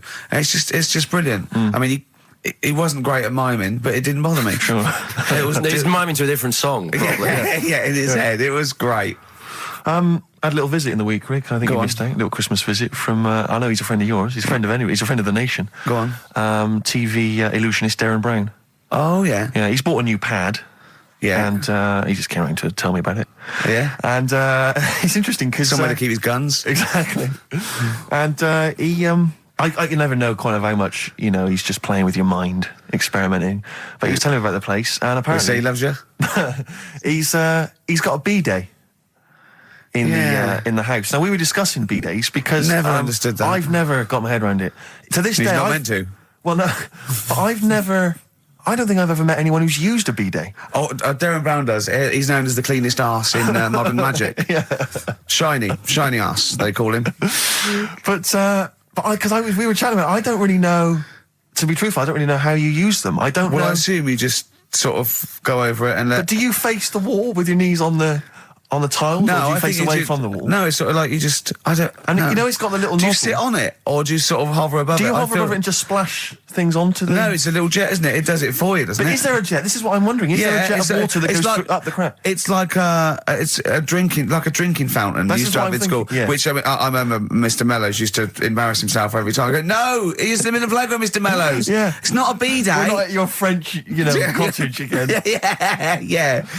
I don't. B-day sounds French. I'm assuming it's French. After they're probably so embarrassed about just like squatting over a hole. Yeah. They go, well, at least we can clean it. Are they? Because I haven't been to France for years. But are they still persevering with the They're public still toilets? going Just with the it. hole in They're the still ground? got. I mean, I think they have got. Has a single Frenchman travelled anywhere else in the world? Yeah, and goes, seen that now? This you is can actually uncomfortable. I know. My trousers go You go down to that. Delhi, and I think there's proper decent porcelain. I know. I can't believe it. I think they have got the flush ones now, mainly Right. for the tourists. Sure, yeah, But yeah, I've never really understood that. But it's not. You don't go in. It's not like because they're literally crapping into an open sewer, aren't they? That's the French approach to the public lavatory. Do they have the bidet next to the hole? No. The toilet is a toilet, isn't it? Right. But it's just like. It's sort of like it's like going in the bottom of a shower with a big hole at the bottom. But I don't And know. do you use? I mean, again, not wishing to get graphic, but do you use the bidet instead of the toilet paper? Is it used in conjunction with, or I mean, instead do of? you know what? I've honestly never used a bidet. Because it's not but- really a working class thing, is it? The bidet. No, but well, it sort of came in with sort of like purpose-built houses, didn't it? They sort of like shot up all over the. No pun intended. All over the sort of 70s. You know what I mean? It was like in salmon pink. There was toilet, sink, and bidet. Yeah, we won't be yeah. using the bidet. Exactly. Fill it with ice. Put some beer in that. Yeah. Because Yeah. none of my friends washes their arse. There are people who refuse to touch their, the hole with the hands, and they only use a bidet. So if they're at a party and there's no bidet, Well, Karl doesn't like feeding his bollocks for cancer because he says he doesn't like the texture of them. sure.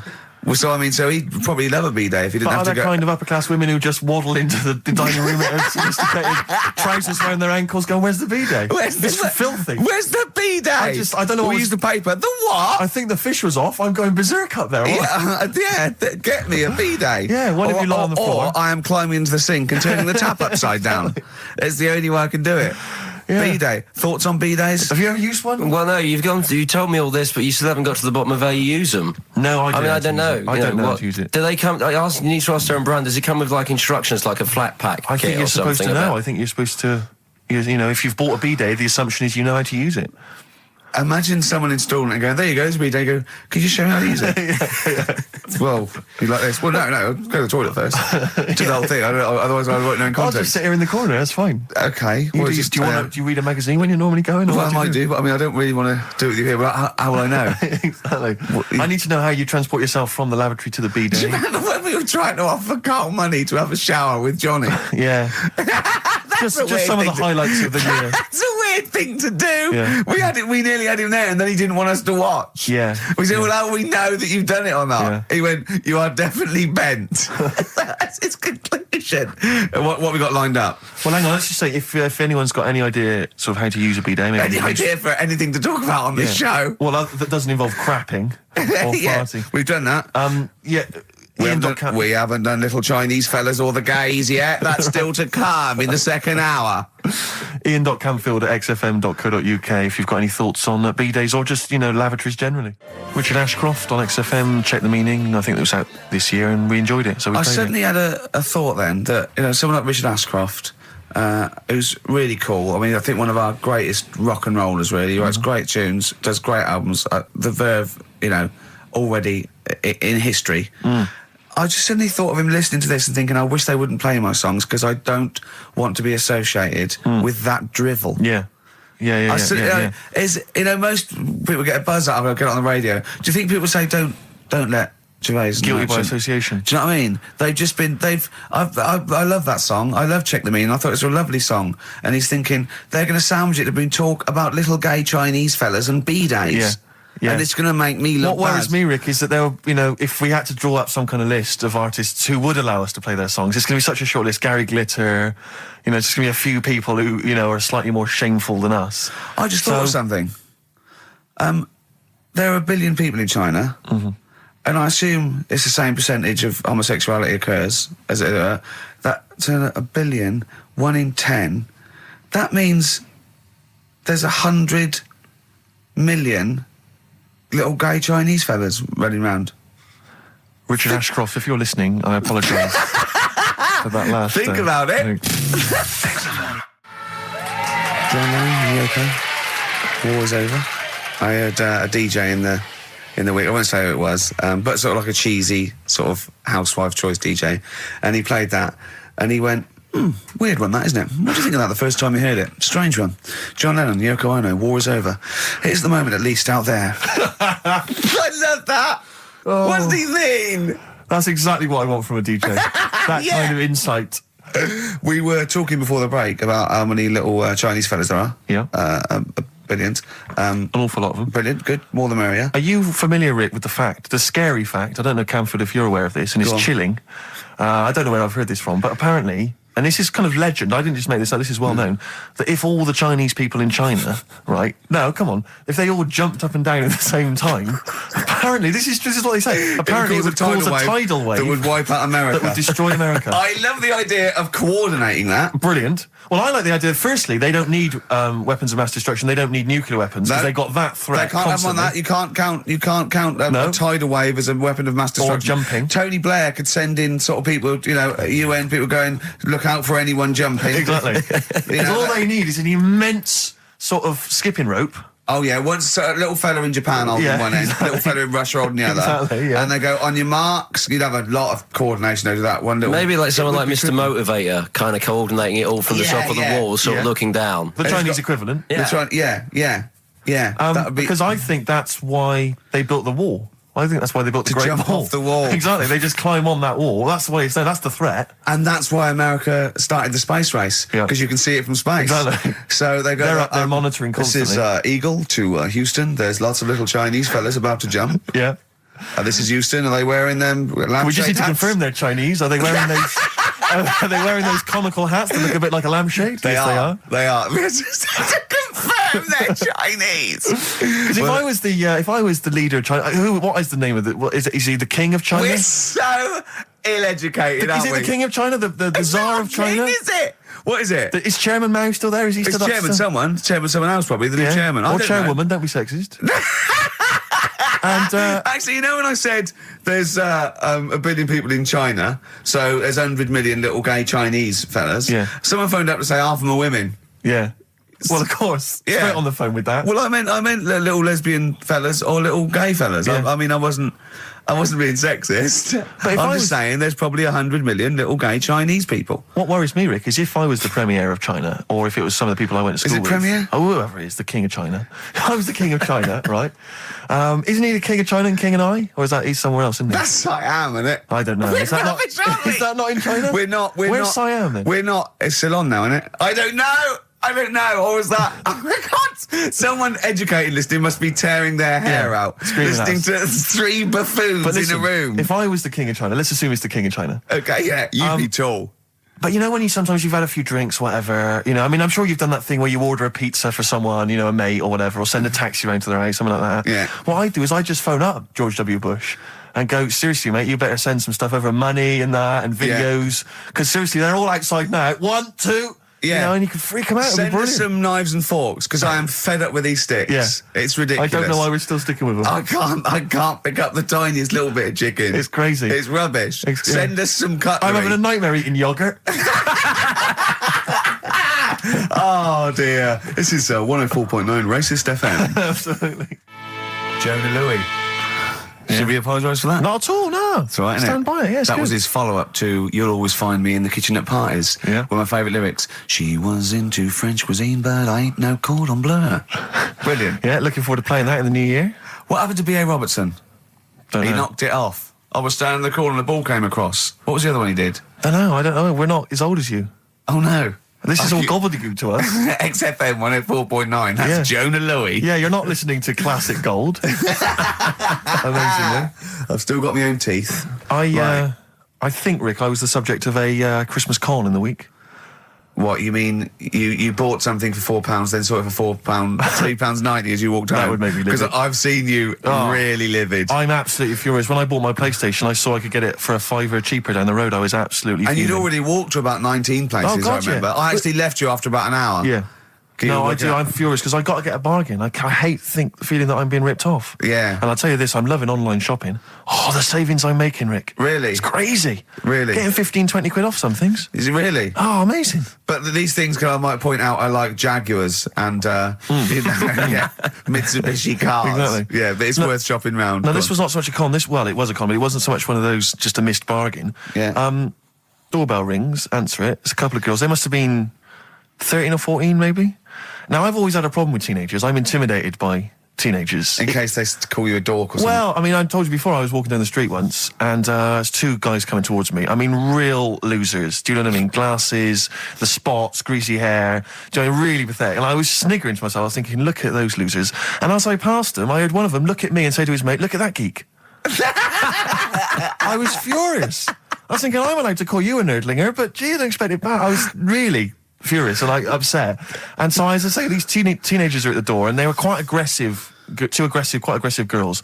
And they had a piece of A4 paper, and they went, "We're doing a sponsored thing." Yeah. But I didn't quite catch what it was they were doing that was sponsored. I think they sort of fudged it. They went, "We're doing a sponsor." Oh, yeah. And I went, right. And they went, "Do you want to sponsor us?" Boy, have they picked on the wrong person. I was a bit intimidated. I don't know why I said no. I was worried maybe it was part of some kind of, hidden camera show, Yeah. And so I said, yeah, all right, I'll sponsor you. So they handed me this form, and I always thought you were supposed to have quite an official-looking form for any sponsorship thing. But this was literally a piece of A4 torn out of a notepad. It was the back of a Gareth Gates poster. Exactly. And, with some blue tack on it. yeah, well, and it said, and I looked at it, and I didn't really absorb it, but it had things like, Mrs. Jones, Mrs. Smith, £5. Yeah. And then no one's actual address, just Finchley Road, nothing too specific. Yeah. So I wrote my name on and put down £3. 'Cause a lot of people were giving £5, but I thought, I'm not made of money, it's Christmas. I've got to buy gifts and stuff. Yeah. So I Gave him a £5 and asked for change. yeah, well, I gave them £3. I said, I'll sponsor you for £3. Best of luck. And they went, can we have the money? And I said, well, aren't you supposed to do the thing? And the woman the girl just looked at me, she just went, no. So I gave her £3. But And what off they difference won. does it make? Well, I'm assuming, though, that it's not going to any charity. It's no sponsored But thing I know, at all. but then I'm not being funny. The charity that it's not going to, you wouldn't have given to it anyway. It's true enough. So all that's happened is you're £3 But down. I'm £3 down. Yeah, but if it would have gone to charity, it'd be £3 down. The fact that it hasn't gone to charity doesn't matter because you wouldn't have given it to charity. Yeah, but So- if it had gone to charity, Rick, I'd have felt a little bit superior, a little bit smug. That would have kept me going for another 6 months. Whereas now it's just gone to a couple of weeks off the street, who are scamming people, possibly old people, Rick, and that's who I feel sorry for. They've not got a great deal of money. That's why I'm not worried about myself. I've got a bit of cash. What about the old people? Yeah. Although you are £3 down, which probably still hurts, doesn't it? It's still stinging. That's why I just like to tell you now, get off my chest. It's an Merry emotional Christmas. thing, yeah. Just be careful. If you're living up in North London, be careful. There's two girls that are going around. I expect, they might come to your door. But they Be might wary. be genuine. No, I don't think so. No. They were common. They were very common. Do you know what I mean? Was the giveaway things like, Santa Claus had given £10, Exactly. Tony Blair had given £1? Yeah. Yeah, I know what you mean. Yeah, I think you were conned, mate. Yeah. Right. Won't Get Fooled Again by The Who. Ian, I'm going to ask your expert opinion. Is that not one of the greatest rock songs of all time? Yeah, if you'd have played the proper version of it. I know, but it's 6.5 minutes, and we usually do, but we just thought, it's Christmas, people want to You know, but him and more Jonah Louis. Yeah, but we could have played like the full 8 minutes rather than making the show sound like strolling round your local Asda with the Christmas songs with a little bit more That to me racism. sounds like fighting talk. You want a rock challenge, Canfield? You can't handle the truth. I'm gonna rock this out the last 40 minutes. Can we put Keith Moon in the monolith? I was going to ask you. He's my favourite drummer of all time. Will you go along with that? Yeah, absolutely. So we got Lemmy and Keith Moon. Yeah. Are we making up a kind of super rock band here? We could do. That? We could make up a super rock band. That's far too passé. Let's call it the Monolith of Rock. It sounds more stupid. Okay, so we got Lemmy and Moon. Yeah. We need 3 more. So we need 2 more pillars of rock, and then one to stand astride it, like the metal angel of death. Now, Ian, you've hung out with some of the big rock names, haven't you? Yeah. No, I'm not going anywhere with this. I'm intrigued. Tell me some of the people you've hung out with. You've hung out with Maiden, have you? I've hung out with Maiden. don't you? I've been flying with Bruce Dickinson. Yeah. And have you? I mean, it only took us 3 attempts to land at Gatwick a few weeks ago. But I don't know much about you, Ian. Are you someone who lives the rock and roll excess lifestyle? Are you kind of drink and drugs? Is that your thing? I like to be kind of, on the edge, having a look at what's going on inside. Right, I don't quite know what that means. Well, it's the way they talk, Steve. Well, I mean, because some of those rockers, they're hard-living boys. Can you keep up with them? Do you up till 4 in? 4 in? Yeah. 4 in which morning? Hey, Daddy-o, man. We're going out about 4 in. Yeah. Karl reckons the gays go out late. Yeah. His favourite song is The Killing of Georgie, right? And he went, yeah, but would it have happened if he'd have been, going out a bit earlier? Yeah, well, no, fair point. Yeah. Is that song time specific then? No, but he reckons he probably got, because he was out late. Oh, right, okay. He said there's one that works here, sometimes he doesn't go out till midnight. But, I imagine you a little bit like that little boy in the film Almost Famous, when you're on tour with the rock legends. Do you know what I mean? You're like, the little kid there, maybe the doors are being closed in your face, are they, as they go berserk? Yeah, when I started, but now, I insist I see you as one of theirs. Yeah, access all areas laminate, I mean, I can enter venues now with a big bottle of Jack Daniels, I don't get stopped. Yeah. Really? But seriously, have you, without naming names, obviously, what excess have you seen? Have you witnessed anything? Or have people calmed down now? Are these rockers clean living now? Depends who you're talking about. Sure. Yeah. Is there anything going on like the days of Ozzy and Motley Crue? I haven't seen any Red Snappers like with Jimmy Page. Do you know that story? I can't talk about it. Then let's forget about that. Yeah. Oh, is it disgusting? Yeah. Well, yeah. Is it worse than talking about B-days and Ricky's farts? Kind of. Right, okay. Yeah. Right. Yeah, I know. You wouldn't want the instruction manual as to what happened with the Red Snapper like you do with the B-days. Sure. God. But don't, as I say, don't name names. Obviously, there's a sort of client, doctor confidentiality or whatever that you... Yeah, well, I saw... We know there's no one listening. Yeah. So it won't go further than this studio. I saw a member of a very big band play the Astoria recently, and they turned up at the Astoria about 15 minutes before they were going on stage, right? And someone said to them, "Is it good to be playing the Astoria?" To which he turned around and went, "Oh, right, are we in London?" Really? Oh, dear. And this person then... It wasn't Daniel O'Donnell, was it? I can only think of the Libertines. No, that's not a very big... Huge band, is it? No, bigger than that. Okay. Yeah. Okay. What other rock and roll excess do you want? Oh, I was told once that if you stay up for 2 days, the best thing to do is eat some yogurt. This is just like we're going to having tips now. Sure. Yeah, So if that's apparently the best thing at the end of the excess, you need some yogurt. So always keep some in the fridge. Yeah. And chopsticks are no good. No, so don't, whatever you do, don't go on a bender in China, because otherwise you'll be screwed, right? No, there's no benders in China. Oh, there are. There's about 100 million. Yeah. Another tune that I enjoyed this year, Rick. I don't know what your thoughts are on it. I'm fascinated to find out. Loving it. Jay-Z and Farrell and Frontin. What do you think, Canfield? Darkness #1? Yeah, well, they cheated, didn't they? Because they went and did their signing at HMV yesterday, so they could get in like an hour of extra sales. Why is that cheating now? Well, I don't know. Well, I suppose Gary Jules could have turned up at Virgin down the road, couldn't he? And yeah. Okay, well, then in that case, they're going... deserves to be sort of #1, because at least it's potentially a sort of evergreen, sort of Slade type classic, and they are the biggest sort of band around at the moment. Canfield, what are your thoughts? You love rock. What do you make of The Darkness? It's all right. They've been around for a while now. Sure. You know, another year, maybe. But they're all the ingredients of everything you like, I imagine. They've got a bit of glam, they've got a bit of Queen, they've got a bit of AC/DC. It's all in there. You've got a bit of Bruce Forsyth. You know what I mean?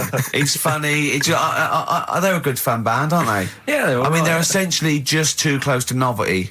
But then so was Slade, in a way. Slade have only got this credibility resurgence in retrospect. At the time, they were a pop band that essentially were for teenagers and thugs. I'm not sure Canfield's going to be championing Slade, though, up there in the same way that he champions the Maiden. But you got to appreciate what Hold has done, surely. Yeah, I appreciate what Hold has done. But they only became cool, didn't they, when Oasis covered them? Yeah, I genuinely always liked Slade, and I've still got a soft spot for him. But The Darkness, we'll have to wait and see. At least the Darkness one is irresponsible for the kids of today, though, because the amount of spelling mistakes that Slade were responsible for at school in the 70s must be atrocious. Putting the Zs in. Rubbish. Ian, I'm going to have to ask you for our third pillar of rock before the ad break. Right, what we need... who have we got? Sorry, we've got Lemmy and Moon. Right, okay. I think we need to put in... we need a guitarist in there. We should maybe put in Keith Richards. I'm a little bit worried about the health scare because the kind of air pollution around any venue that this band might play with, like, Lemmy and Keith Richards there. Yeah, you know. See, I'm surprised at Keith Richards because I would have thought it was heavy enough for you, but the Stones have done enough to get in the annals of rock. Yeah. Okay, let's play some ads. Quick question. Do you actually speak like this, Ian? What? This is your real voice. This is your real voice, yeah. Yeah. It's amazing. Do your daytime sort of voice, the X-list voice. Say it's fast. It's just coming up to 2 on XFM 104.9. After the break, we've got Feeder. Say that. It's just coming up to 2 on XFM 104.9. These are the ads. XFM. The trouble with that song is... don't know about it. It could sound like he's saying something to do with Bell Ends. Well, yeah. What? Heaven forbid. What? You think you meant that? Did he? Probably. No. That's The Darkness on XFM 104.9. Bell End. Yeah. What other rude words are there? Cock. Yeah, that is rude. Yeah. Especially at Christmas. Especially at Christmas, yeah. It's a time for families. I know. Now listen. Time for family. Now, Ian. Yes. Who is your fourth? We need a lead singer in this mega group, the monoliths of rock. Who we got? Lemmy, Keith Richards. We've got Keith Richards on guitar. We've got Lemmy on bass. Yeah. We've got Keith Moon on skins. Right. Some terminology coming out there. Yeah. Who's doing the Vox? Who's given Golden Tonsils Award? Robert Plant. He's gone for Plant. He's gone for Plant. A lot of trap names there. There is the group. The lineup is Moon, Lemmy, Richard, Plant. Okay. Now our competition, Steve. Name that group. Okay. What's the best, heaviest rock name ever? Sure. This is obviously not a name that already exists. No. Okay. My mate of mine came up with, I think it was Brain Hammer, which I like. Velvet Nazi 666. Sure. So we want the heaviest, most mental piece of death metal, headbanging, bleeding out your brains rock. Axe Attack. Okay. Please welcome to the stage, Christ on a bike. Please welcome to the stage. Oh, look at you. That would be great. Yeah. That would freak out the metalers. Yeah. Cheeky. Yeah. Oh, now listen. They need a manager. They need someone who could introduce them. They need someone to stand astride them. Who is the leader now? Who is the king of all that rocks? Well, it's obviously Tommy Vance, isn't it? Do you know what worries me, Rick? We've said Vance a lot today. I'm wondering if the kids today, do they know Tommy Vance? Are they familiar with him? If they don't know, they shouldn't be listening. Okay. Fair enough. So, Vance is their manager. He needs to... They're on at Wembley. He's got them on at Wembley. They're the greatest rock band of all time. We need the name. Please welcome to the stage. What are they called? Phone in, email in, and the prize, we're going to get some... We'll rummage through the bins as Get Karl some old tat like Karl does, some VHSs, some CDs, greatest air guitar ever. Max. Yeah. Do we need to give out the numbers and stuff? Well, can email, Don't get can't them to they? phone in. You don't want to talk to him, Ian, seriously. No, you know when what's his name says to Agent Starling as she's going to meet Hannibal, don't let him inside your head. Yeah. Don't talk to the listeners, Ian. Exactly, it's very much the same Please thing. I'm a bit concerned that my email's going to be besieged by people sending you links to how to clean out the B-Day. Well, that's all right. The week. But what's the most mental, head-bleeding, banging, brain hammer operation this band can be called? Call in. Rick, because it always amuses me. I know it's cruel to put you on the spot, but some of your former band names have always amused me. Well, the worst. The worst one? Right, I'll just leave you this. Ricky's had a number of bands over the years. What was the worst one? Ready? Get ready to play that record because I don't want any aftermath. No, hang on, before you tell me, what was the one? Because these pictures of you, like when you were New Romantic, keep on being published. That was Shauna dancing. Yeah, but someone... That's pretty bad. But someone told me, they were like, oh, ask him about when he tried to be Bon Jovi. Can you imagine such a thing? I know the name you're thinking of. Right, here we go. Play the record. Immediately I say this. Ready? For Sacred Hearts. Play a record. Blur on XFM 104.9. I forget the name of that track, but it's good. Good song. Thanks very much. Oh, good song. Yeah. Oh, right. I just thought you were complimenting giving his opinion. Right, Yeah. go on. The what? Are we still on the air? Yeah. What are we doing? Merry Christmas. We got someone on the line. Oh, right. He's here. Who's that? Ricky, Yeah, go on. it's Jonathan. How are you? Good. It's only TV's Jonathan Ross. Ross, turn your radio down, you idiot. I'm here. I like to. I haven't got a radio on. What are you talking about? We can hear the feedback. Well, I haven't got it. It's not my fault. It's your incompetent radio station. And also, didn't you hear? We said don't call in. We don't want to speak to the listeners. I'm not a listener. I'm a visitor to your shows. I'm special. You know that full well. I know you're special, right? Yeah, exactly. What have you got a name for the band? Yeah, you ready? Yeah. Blump. B-L-U-M-P. I tell you for what, you can't have a normal word. If it's the monolith band of all time, if it's the you can't have a regular word. It doesn't make sense. How can you have a regular word? All these ideas you've come up with are rubbish. You need a word which only stands for that one thing. No one's heard it before. No one will use it again. Blump. I can't help but feel that that's a more appropriate name for maybe one of Ricky's bands. Yeah.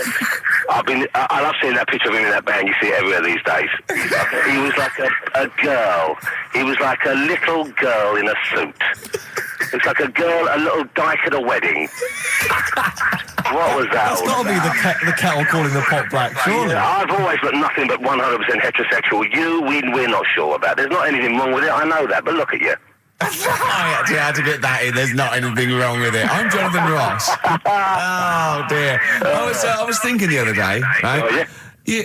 The Comedy Awards. Yes, sir. You didn't half say some awful things about poor celebrities, poor has-been celebrities with coke addictions and fat lips and faces that where surgery's gone wrong and everything. And when they're on the show, they're going, "Oh, you look lovely." Yeah, I'm nice so to them. good. Well, I'm nice to them to their face, but obviously when I'm not with them, I like to let my true feelings be known. What's wrong with that? That's how everyone Well, I'll tell you what, you can get anything off your chest you want on this show. Any celebrities you want to talk about? There's no one listening. Yeah, it's just between me and you. A lot of people listen. They listen to my show, and after they've had a few hours of good laughs, they like something bland to just cool them down afterwards. So they flip over. We know this happens. Did you mention my DVD on your radio show? You know what? I forgot to. I forgot to mention it. Christ! I meant to mention by the office, but I forgot to mention it. And then I thought afterwards, it's not like he needs the cash, is it? It's not like he needs it. It's not like it is, but he's probably earned more money in a short space. You're like a lottery winner, and you've got about as much taste. You're like one of those burglars who's won the lottery. I am. I'm dressed like an Albanian window cleaner at the moment. Burglar from Reading who won the lottery, and now he's fritting it away on what? I do feel sorry for my neighbours. I've moved into a really nice place. I feel like it's the hillbillies. No, it's nice you've moved in though, because it's nice. It's given them something to sort of talk about behind your back. You've united the whole block. Right, go and play with some Japanese wind-up toys now. I'm going home to play Mario Double Dash with my son. It's going to be a good afternoon. I phoned you once after I finished my show. It's about 5 minutes past 3.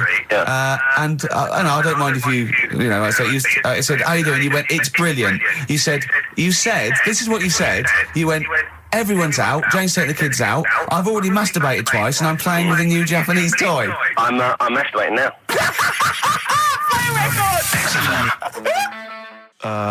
Kings of Leon, Wasted Time on XFM 104.9. Sorry, I was sidetracked there by just some of the band names. Now listen, I want to put in 2 of my own. I want to win that pile of tat out there, right? I've got 2 names here, okay? Would you just remind people in case they've just tuned in? Oh yeah, What's Ian going on? Canfield has chosen his mega band of all time. He's got Keith Moon on drums. He's got Lemmy on bass. He's got Keith Richard on guitar. He's got who have you got singing? Robert Plant. Robert Plant. And their manager is Vance. But he needs to announce them at Wembley Arena. They're already sold out. They're at number 1 in the album charts. They're the greatest rock band of all time. And I've got 2 suggestions. Okay. What about this? Please welcome to the stage. Tungsten lung hemorrhage. Yeah, good. Yeah? Please welcome to the stage. God dildo. God dildo, interesting. Nice juxtaposition there of God, the Almighty Creator, and a dildo. Nice use of some contrasting imagery there. Yeah. Powerful and topical. Tungsten lung hemorrhage. Yeah. We've had a couple also on the email. People didn't really include their names, but who cares? Please welcome to the stage, Balls of Steel. Balls of Steel, Oh, yeah. And we've had like Brain Hammer. Yeah. Brain Hammer's good. I Lots like of Brain Hammer. brain-related stuff. Quite liking the idea of tumour fish. Tuna fish, I like. Tuna fish is very good. I like tuna fish. I just wonder if there's one more contender. I don't know who this was, Ian, that phoned in with it, but possibly it's topical. Deathly Hem. Yeah. Deathly Hem. It's brilliant. Oh, it's Deathly Hem. Please welcome to the stage, Deathly It's Hem. Deathly Hem. Who's that? We've got to give it to I don't know who that was. Oh, but, well, if you came up with Deathly Hem, email again. Deathly Hem. It's the greatest name for the greatest rock band of all time. Will you please welcome to the stage, Deathly Hem? It's Golden Tonsils. Isn't it? I was going to go see him once at the Camden Underworld about a year ago, and they had this sign up, right, saying that Graham Bonnet, who sung that song, had cancelled, right, and it said, God willing, he'll be performing tomorrow. And just in case you thought he'd cancelled because maybe no one bought any tickets, the doctor's certificate was beneath the cancellation sign. Brilliant. Well, we've sung that a couple of times drunk, haven't we, Ian? Oh, but, at the top of our voice. We have done it. It is the best ever. Yeah, it is. Ben has won whatever you're giving away. Yeah, Ben a big came pile up with of Deathly crap that Hem. we find. Yeah, Deathly Hem. Yeah. I mean, if you are in a rock band, you're looking for a name, and you think you deserve that name, then write to us. We want to know that you're really heavy, and Ian Canfield would officially hand over the deeds of the name Bethlehem. Deathly Hem? Deathly Hem, yeah. Deathly Hem. They only play at Christmas. You only play like big venues at Christmas, and it's all things about like fighting, like good versus evil, and God versus the devil. And you got to write songs like that. Yeah. Deathly Hem on XFM 104.9. Perhaps that the debut should certainly be a concept album based on the Nativity play. Yeah, Brilliant. Nativity, yeah, Or that'd be just good. the whole kind of Old Testament in kind of rock form. Yeah, It'd be extraordinary. It's the battle for humanity. Yeah. It's called Humanity Manatee, and it's a fight in the ocean of hell. Yes, sure. Yeah. Sure. Yeah. I'd like to see a serpent maybe pictured That'd be somewhere. a serpent, isn't it? I Track hope it's a 4. serpent. Track 4. Yeah. I think we should give massive props and suitable regards to Ian Canfield. He's come in, he's pressed the buttons. He's stood in for an idiot brilliantly. Yeah, I he think has so. stood in for the retarded. It's a shame fool. that you've not displayed some of the usual incompetence that we've come to love and expect from Karl. It's a shame. Okay, well, You are the greatest DJ in the world, though. The way you sort of like drop Press these buttons. But you know, every time I've pressed a button off air, Ricky's been going, "Oh, what great DJ!" It's great because So- he ends it. It's just brilliant. I mean, we're lucky if we can talk with the mic on. That's the title, not talk over a record. We did some great links during the ads. Yeah. And, of course, Jonathan Ross masturbating live on air. Just looking back at some of the highlights of You this don't get week's that show. on Capital Gold, do you? Like Tony Blackburn getting a call from Fluff Freeman going, all right, mate, I'm knocking one out. Yeah. Well, have a lovely Christmas. Have a bloody great Christmas. Have mate. a bloody great Christmas. It's the best of next week. Yep. The best of the last few weeks with some tat, you know, Carl's put together. We're Look back in forward to that. January. We're playing some of our favourite songs of the year. I'm next looking week. forward to seeing Pilker's tan and Pilker's pictures back, from his holiday. covered in ash from the beach. Yeah. And we're back on the 3rd, I believe. But Ian, do you want to introduce one? This is Ian's choice for today. Yeah. We'll see you next week in spirit, and then we're back on the 3rd with Pilkers. Over to you, Kampf. Enough of Jonah Louis. This is Paul Di'Anno, ex of Iron Maiden, doing Santa Claus is Coming to Town.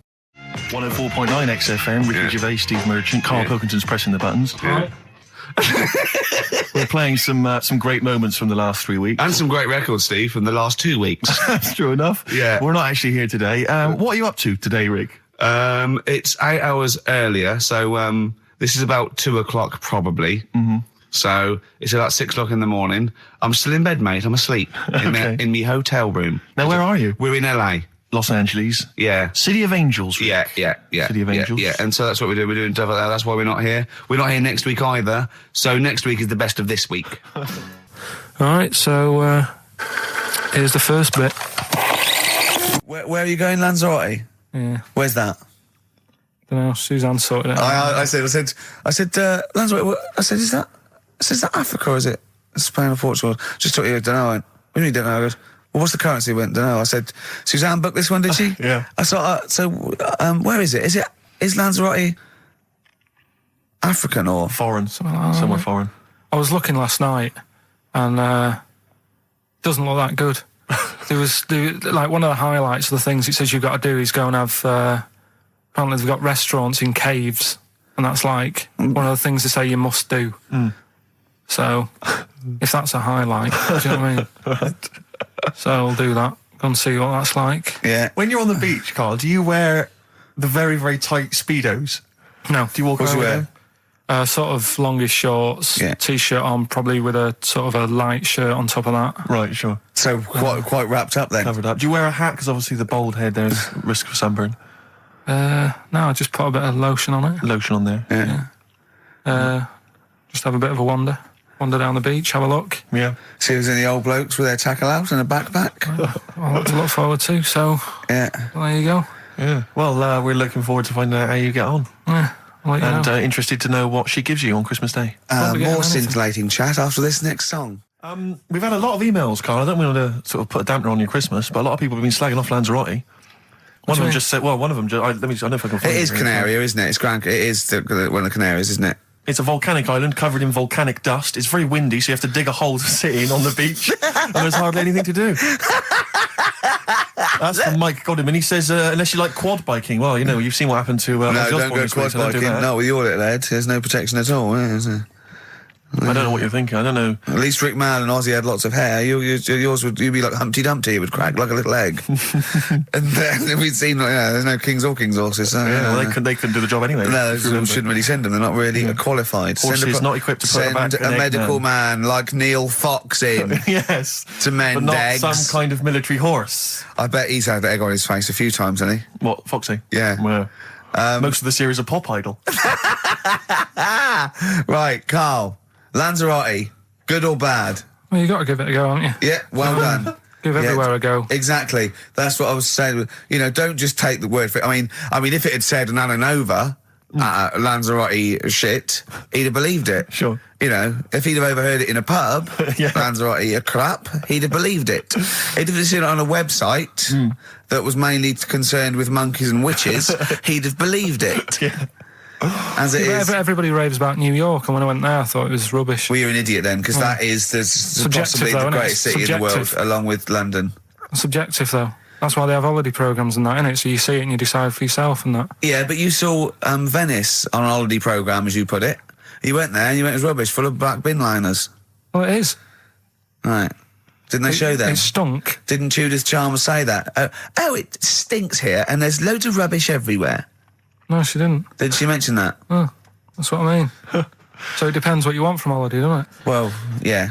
So you're an idiot if you don't like New York, so next. Anyway, come on, break up, guys. Kiss and make up. Well, the general public are getting involved with Karl's holiday, and, I mean, this has been a damning report on Lanzarote. There's not been a positive word written about Lanzarote so far. Wow. It's volcanic, there's no natural water supply. Sorry, there's no natural water supply. It's you all have to imported. sit in a hole. What do you think of this, Karl? What do you think of the people that want you to know that you're going to a rubbish place when you can't change it? What do you think of that? Rubbish though, will it? What do you mean? All right. What do you mean it'll be right? Because I'm going to go there thinking, there's no water and that, and there will be water. No, they didn't say there's no water.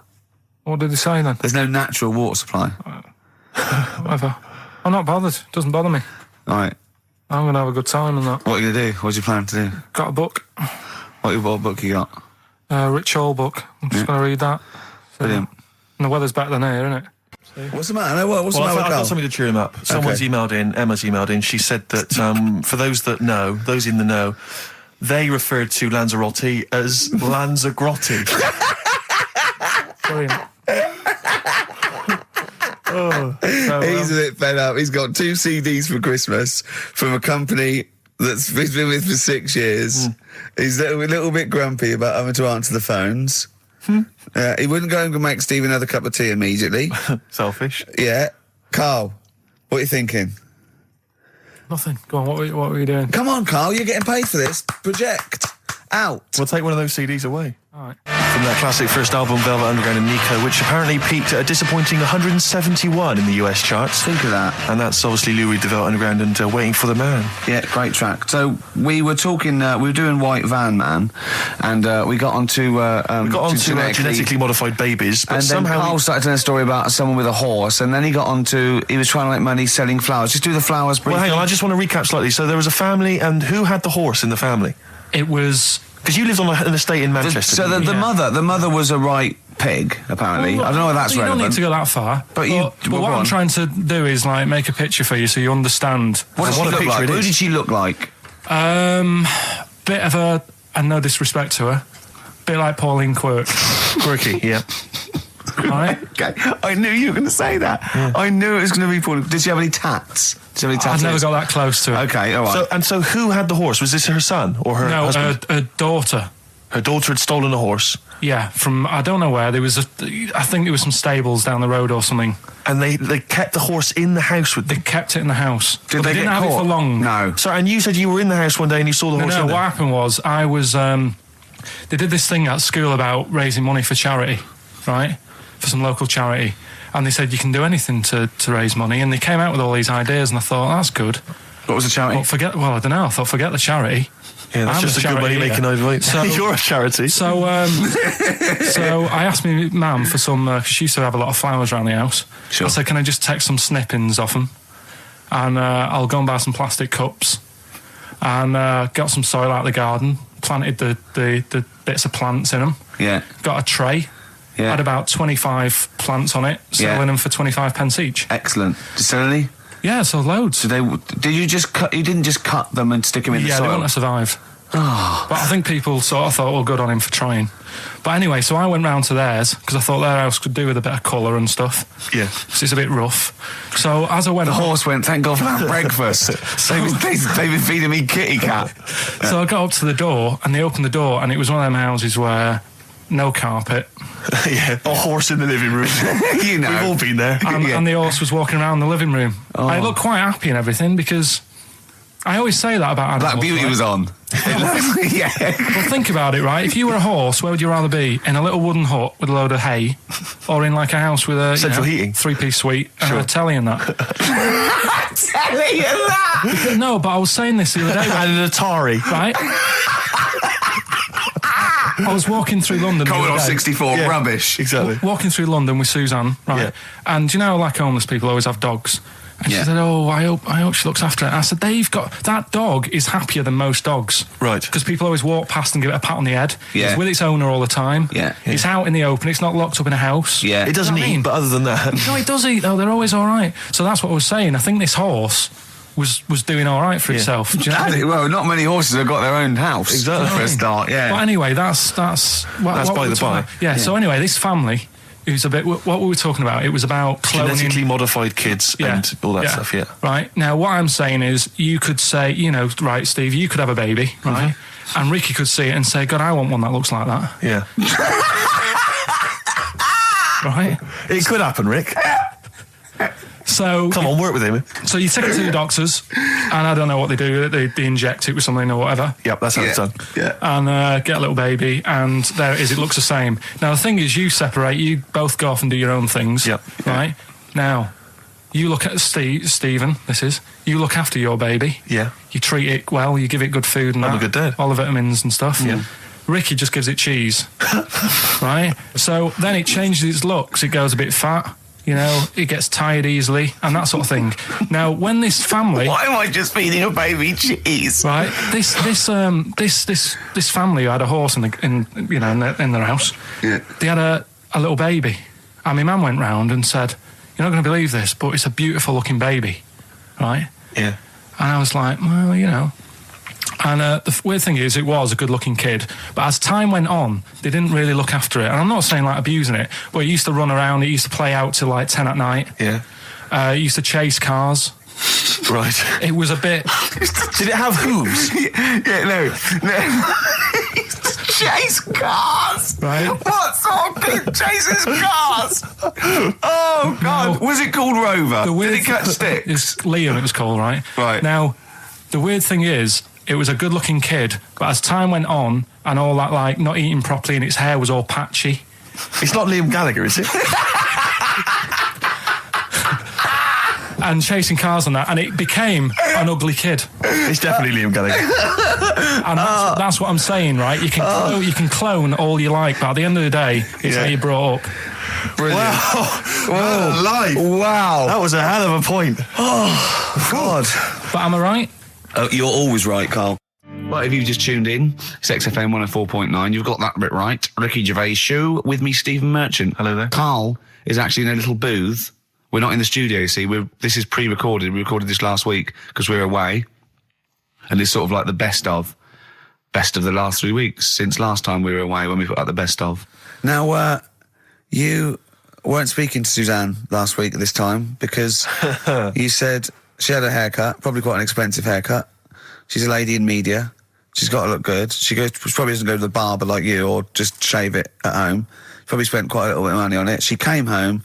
She thought, well, my sweetheart, my lover, my sweetheart, you know what I mean? The man in my life is gonna love this. Well, he adores everything about me. He's gonna love my hair. She walked in. Hello, Karl. All right. You look like Dave Hill from Slade. Is what Hugh said to the poor woman. And then talked about it on air. She was furious about that. So what did you do? Karl? She did listen, yeah. She wasn't happy. Did you go do slagging her hair off? Yeah. She, well, what So this is probably annoying her now. Well, no, it doesn't matter. We can do a lot today because she's at work. So, and of course, no one's going to tell her. Let's have a chat about a fat arse, shall we? Let's get it all done. Oh dear. You are in so much trouble. That's look, he's realised he is a little bit worried. Oh, didn't you go and buy her a coat or something? Took her out on Sunday and treated her to a new coat and that. Yeah. But I offered, I said as well, I said I'd pay to have it done again. Oh no, Karl, you have. Oh God. Oh my Christ. So she listened to the show. What did she say? You got home, she'd heard you slagging her hair off. Imagine that. He thinks that's a good thing. So like, we've won the pools. Brilliant. What are we doing? Well, you can have facial surgery now, love. It's sort of like, it's just, Christ. You offered to have it done again. Unbelievable. Yeah. But I got home and she's like all being moody with me, right? Yeah. You thought something's wrong, so you must have listened to the show when I was slagging off her hair. Well, his first thought was she's probably looked at herself in the mirror. She agrees with me. Yeah, that barber's been round again. Yeah. And she just said, "Oh, that wasn't very nice of you, was it?" Oh. So I just said, "Hang on a minute." I said, "That's what we do on the show. When I'm slagging off, Chinese people looking old or whatever." I said, "You never interfere." Sure. I love the fact. She's got to get her priorities right. I love the fact that she's in the same queue as a billion people you've never met. Yeah. That's fantastic. She's in the same queue. Well, look, you didn't complain when I was because slagging off. Karl, I don't think Karl has ever admitted he might be in the wrong, ever. Certainly not to your eye. So did you admit... That is so true. Isn't it? That is so true. He's never admitted that he might be in the wrong. So did you, in this instance, agree that maybe you'd overstepped the mark? No, I just said she took it badly. Do you know what I mean? It's only a haircut. Yeah. Yep. Well, Steve, you haven't seen it, so you can't start interfering on this one. No, okay. No, I haven't seen it, but I very much doubt she looks like Dave Hill from Slade, who, if unless I'm mistaken, used to cut his hair with garden shears blindfolded. Well. So, you know what I mean? And did her teeth stick out and she started speaking with a Brummie accent as well? I've got used to it now anyway. So, and so did you bought? So at some point you came crawling back and you said, "Do you want me to buy you a coat?" I just said, let's leave that. Let's go out and have a good weekend. Sure. But get your hat before we go. And treated her to a new coat and that. It's a nice coat, so people will look at that rather than looking at the head. So does it do flash? It's got obscenities across the back. if anyone who knows Karl's girlfriend is listening, Tell her. and maybe you're a work colleague and you're listening to the show, Because I or think this something, is terrible. Get her to phone him now. Get her to phone him now. I mean, Get her forget to phone the on the hair. XFM number. What's the fat ass complaint line? Because you are in deep shite. Just animal facts. I remembered one in the week. Go on. There was, do you know them two gay American men who have tigers? Okay, the two gay ones, Those yeah, are go the on. two possibly gay guys. Yeah, let's not worry about libel law anymore then. Yeah, If you go on. shave a tiger's head, Whoa. Right, okay. You've got to treat that sentence with a lot more reverence than you did. Think what you're saying. If you shave a tiger's head... not just its head, its whole body. Oh, sorry. Sorry, yeah. So I thought you were getting weird. Go on then. Yeah, if you shave a tiger, yeah, go on. It's still stripy underneath. The skin's... Is it like rock? It goes all the way through. Yeah. Yeah, that's amazing. Where did you hear that one? I remembered that. Like, I was Was watching... that a drunk just shouting it in the street? I shaved a tiger and it's still stripy. Get out of here. Yeah. Well, you know a polar bear? Polar bear's skin is actually black and its fur is transparent, not white, and it gives the illusion. So it gets all the radiation possible from the sun, but it's still camouflaged. I didn't understand that, Rick. Sorry, you lost me. If its skin's black, A polar bear's skin is and black. its fur is translucent, And its fur is translucent. so why is it white when we see Well, it's just because the light hits it and... the sun reflects on Yeah, and it makes it look white, yeah. So if you look at each individual hair, it's actually translucent. So at It's night hair. it would be black. Well, everything is. Is it? Yeah. Oh, not bright stuff, Rick. You've embarrassed yourself. Play a record. Right, okay. Are you in a film this week, Karl? we're doing that now. Yeah, go on. Get it over with. Hang on a minute then. Get it over with. Let's get this show over with. We can go home. You can go off to Lanzarote and sit on some ash. Some charcoal. He's not happy about that. That's annoyed him. The listeners have all ganged up on him. Yeah. XFM giving him 2 CDs. We've had more calls for his resignation this week than ever before. What do you think of that, Karl? What do you mean? There's another reason. Do you know what I mean, though? Because he's grumpy. He's not just giving it. He goes, well, I can't help it, can I? I don't want it. You're being paid well to do a job. People have tuned in to be entertained, to have good songs. Me and Steve are working I'm pressing here. the buttons. I'm paid to press the buttons. That's what I'm doing. Has every CD started on time? Then Yeah. why would they give you Monday off if you just paid to press the buttons? Don't get every other Monday off, do I? So have you stopped doing that now, have you? Well, yeah. Why? Because there's work to do in that. I'm not moaning about it. Let's get on with it. So It's you in the film Scrooge. Yeah, Which yes. version of Scrooge? the old one. Is it if it's just you moaning with bells, I'll be annoyed. Right, go That on is then. essentially Scrooge. yeah. Right, Scrooge, listen to this, and then there's some question at the end, All right. and you can win some stuff and that. Yeah. All right. Yeah.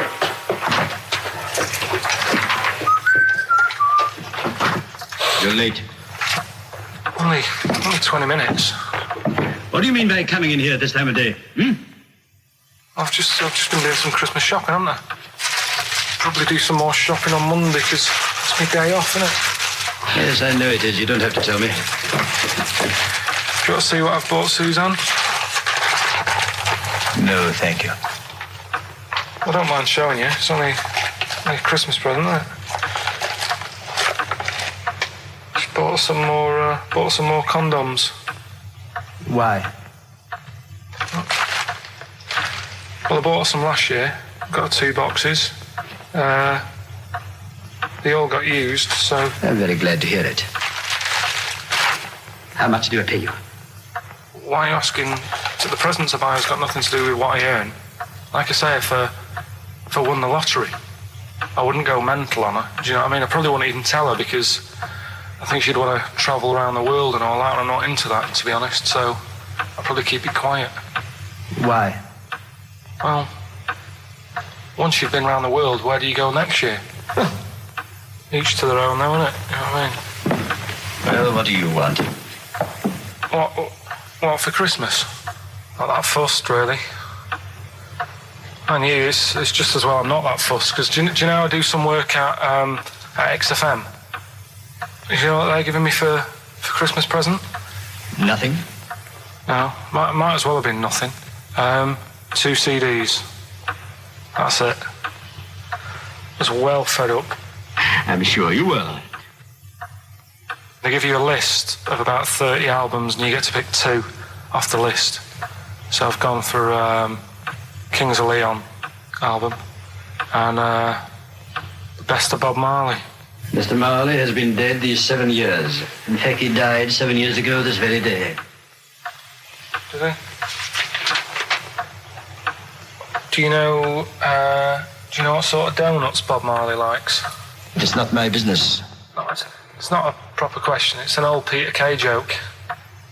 He likes the ones with jam in. Did you get it? Garlic bread. It's good, isn't it? Excellent. Oh, Carl, well done. Karl in Scrooge there. The only man more mean and depressed generally than Ebenezer Scrooge. Oh, dear. Oh, chimpanzee that monkey news. Right. There's this monkey, right? Yeah. And it had been, do you know you hear about monkeys being badly treated and stuff like that? Yeah. So, anyway, it goes into this home. It's 14, this monkey. It's called Matty, right? Goes into this home where it's looked after. What do you mean home? Just like just a little monkey home, right? Okay, so zoo. Yeah, kind of, yeah, but they haven't got any other monkeys there, right? What have they got there? They've got just other animals and that, but not that many monkeys. But anyway, because he's there on his own, again, you know... When you say monkey, do you mean a chimpanzee, by the way? Because you usually do. Yeah. I can't believe that journalist thought this was scripted. Amazing. So anyway, yeah. So he gets sort of pally with the people working there and that, and it's smoking fags. It's having a drink at night and all this, right? What do you mean it's having a drink at night? How? It's all here. It's all here, Steve. I mean, we haven't really got time, but Well, don't say it's all here like it's proof. You've got another stupid story that someone has put onto the internet. Someone sitting at home in their bedroom has put onto the internet. So it's having a fag, it's drinking a lovely glass of Bangrock Station. Yeah, the wine that's perfect for a barbecue. Yeah. Anyway, it's loving life. It's forgetting about its past and everything, right? When this other monkey comes along, Oh no. Trouble's brewing. Go on. right? That comes in. Something's said. Right, forget it then. Forget it. No, forget it. This is the Best Of Show on XFM 104.9. I'm Ricky Gervais, with me, Stephen Merchant. Yes. I hope you're enjoying the Best Of. I know what you're thinking. If this is the best, my Christ, what was the rest like? Well, we'll be back in a week's time, so you can judge it for yourself live. But anyway, in the meantime, this is one of the best clips I've ever heard. Oh, I'm laughing just thinking about what it might be. I feel drained today. Do you? Go on. This is the strangest radio show in the world. Yeah. Isn't it? Yeah. Because well, we can do that. We can talk about this and go, oh, I feel drained today. Just like he's not... Like, no one's listening. Because that's the sort of thing you say socially and no one listens. Like, just when you're watching up, oh, I feel drained today. It's rhetorical. Yeah. You're not expecting anyone, not even your loved ones, to go, oh, really? They just go, oh, that. But to do it live on air, no one's listening. What I mean is just give us a jingle. But the Exactly. But the truth is, the contempt we have for our poor listeners is unbelievable. The listeners aren't listening, and we don't want to be here. So it really is one of the most pointless things ever. No, would have been quite happy to do a full show. But you know what? The flow of it's just. I would love to listen to this back in 10 years. This actual show. Let's keep this forever. Let's keep this show forever. The show, we went early. We were bored. It was a day we're trying to save Africa, but we're a little bit annoyed that no one's listening. Yeah, right. Right, once and for all, the final monkey news of the year. Oh, go on. What were you going to say? No, I was just going to say, if you're not into the Live 8 and you're gay, you're not listening, because you're on a walk. Right, okay. Right. Oh, chimpanzee that monkey news. Right, there's this card game going on, right? in the big hotel in Vegas. Right. The Luxor Hotel in Vegas. Yeah. It's a major card game. All the big players and that were involved. Right, they're all invited. Anyway, so they all meet up in this dark room at the back of the. Oh, there we go, dark room. At the back they didn't work. They didn't see the little 4-foot hairy fella. So it was brilliant at poker. Like I say, it's a big game, and that everyone's been waiting for it. So it's played in the back room, not in the main entrance bit, right? So anyway, like I say, it's dark in there and what have you, and the players went in. There was already someone sat in there, right? Right. But they couldn't quite see Was he him. a short, hairy bloke with slightly longer arms than legs? Couldn't see him. Were his arms slightly longer than his legs, Couldn't see him, strangely enough? being dark. Was he holding his hand of cards with his feet? Anyway. So the cards were dealt, right? Cards were dealt, games going on. His cards with his feet. Game went on for hours, right? No one's listening. The terrible thing is that not even we're listening to Karl now. I know. Literally no one is listening to Karl. There was a lot of smoking going on. It's going on. A lot of eating and nuts going on. That was a bit weird because they don't normally get through as many, but for this night. So, come on, let's just play Bruce. The Cure, Love Song, classic on XFM. So that's the crabs that you can download their memories. But what about other animals that are in the sea, in that same sea, eating the stuff? Have they tested them yet? I don't know. I think they just took it on because their biology, something to do with, I presume they could take up minerals and, I don't know why. I don't know. But anyway, next one, it's just on the horizons, a bodybuilder, yeah? Married, freaky. married another bodybuilder, right, and they're pregnant, and they had these tests, and the baby was very large, but it was causing it pain, right, in the thing, right, and it's almost bizarre, and after the female woke up pregnant after 7 months, and the baby was walking around. No, it forced its way out of the vagina. Oh, no way. Yeah, it forced its way out. And it almost had super strength. And it was pulling her along by the umbilical cord, and they had to, and it was a stone. Extraordinary.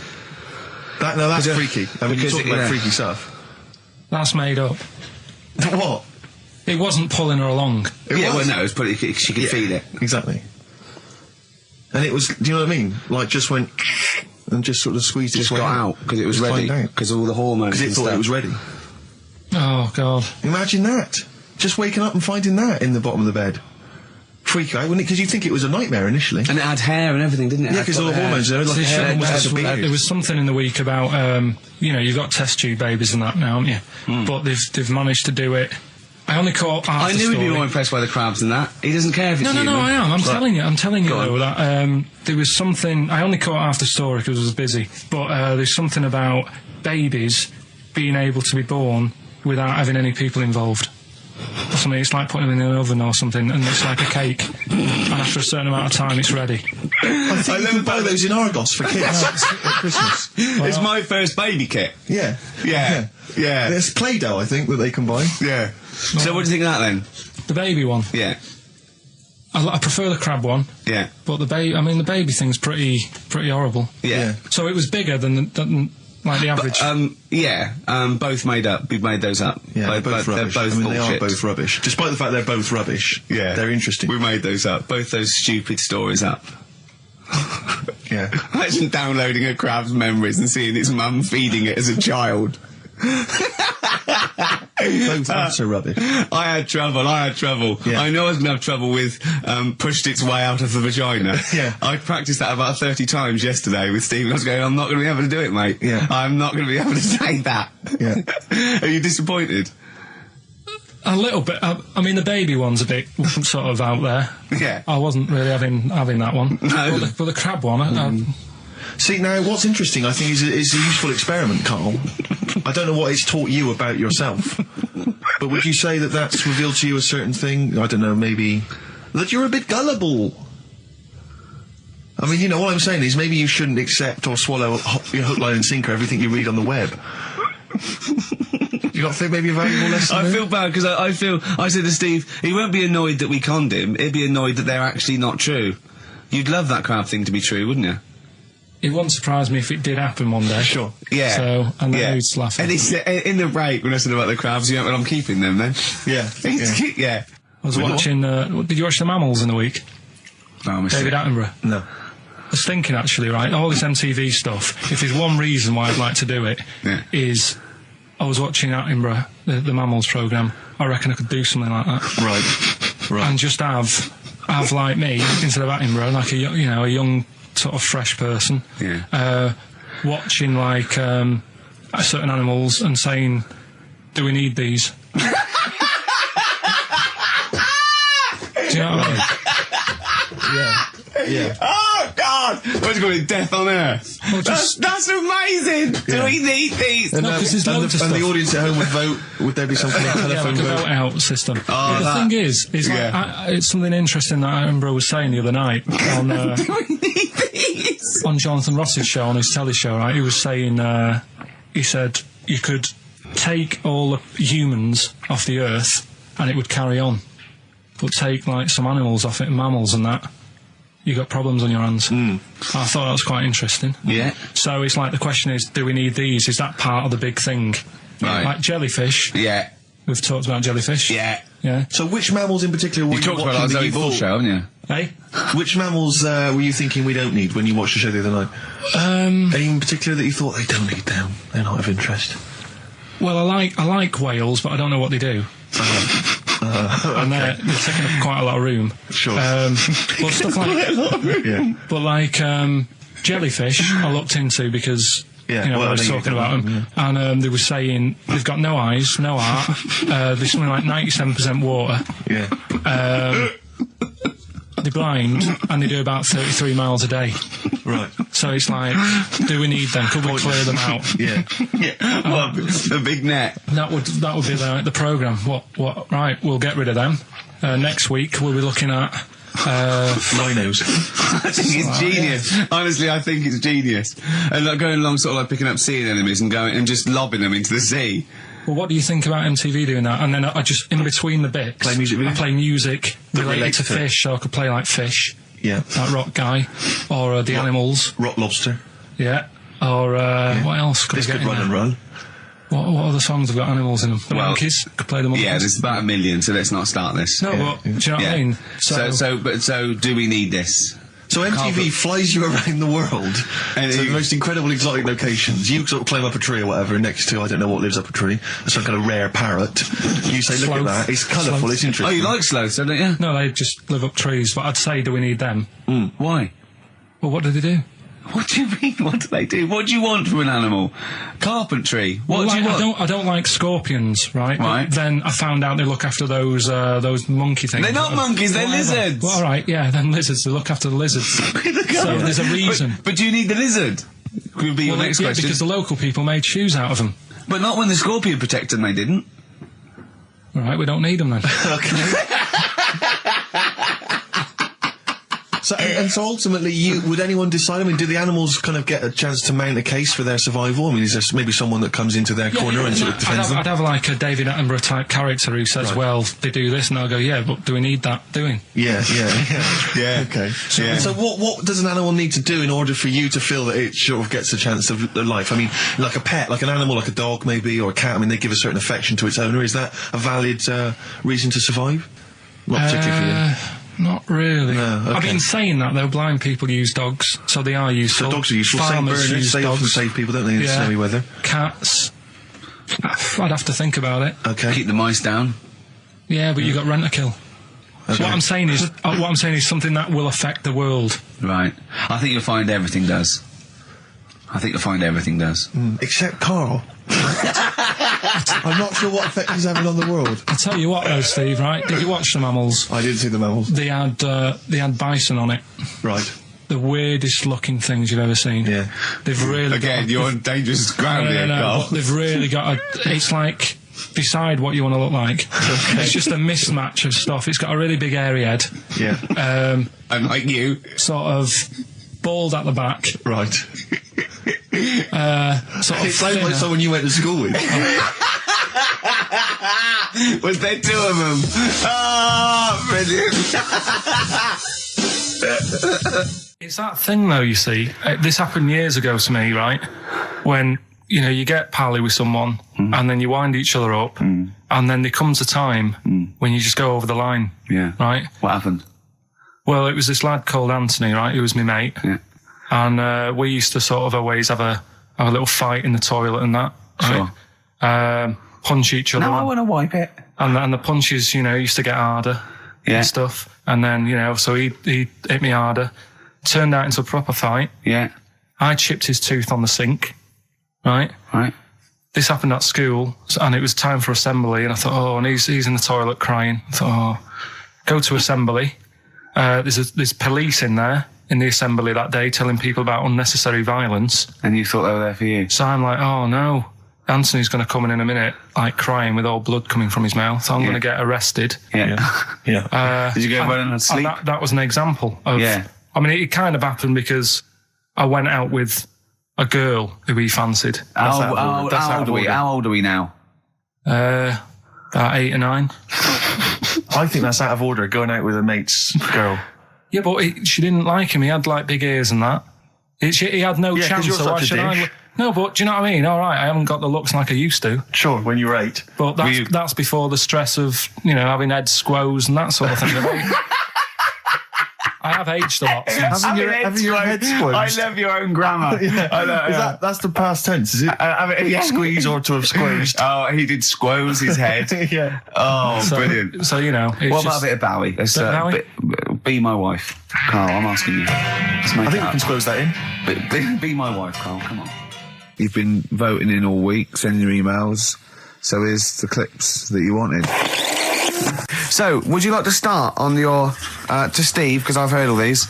We won't do them all. Well, we'll start off with the Mr. Freeze. Tell Steve the story of Mr. Freeze. This is the first time he nearly died. This is the most serious of the lot, really. So, what it was, do you know, like... don't know if your mum and dad did the same thing, but, like, they do the weekly shopping on like, a Friday. Yeah. So when you got to Thursday, there wouldn't be much stuff left in the cupboard. It'd just be like, your Jacob's crackers and stuff like that. So when they'd been to the supermarket and they came back, I was like, what's that saying? Like a pig in... I loved it. It was like loads of food coming in, loads of biscuits. What is that saying? He nearly said pig in shit. Right. Is that the saying? Yeah. Right. So all this food comes in. Thank God he didn't.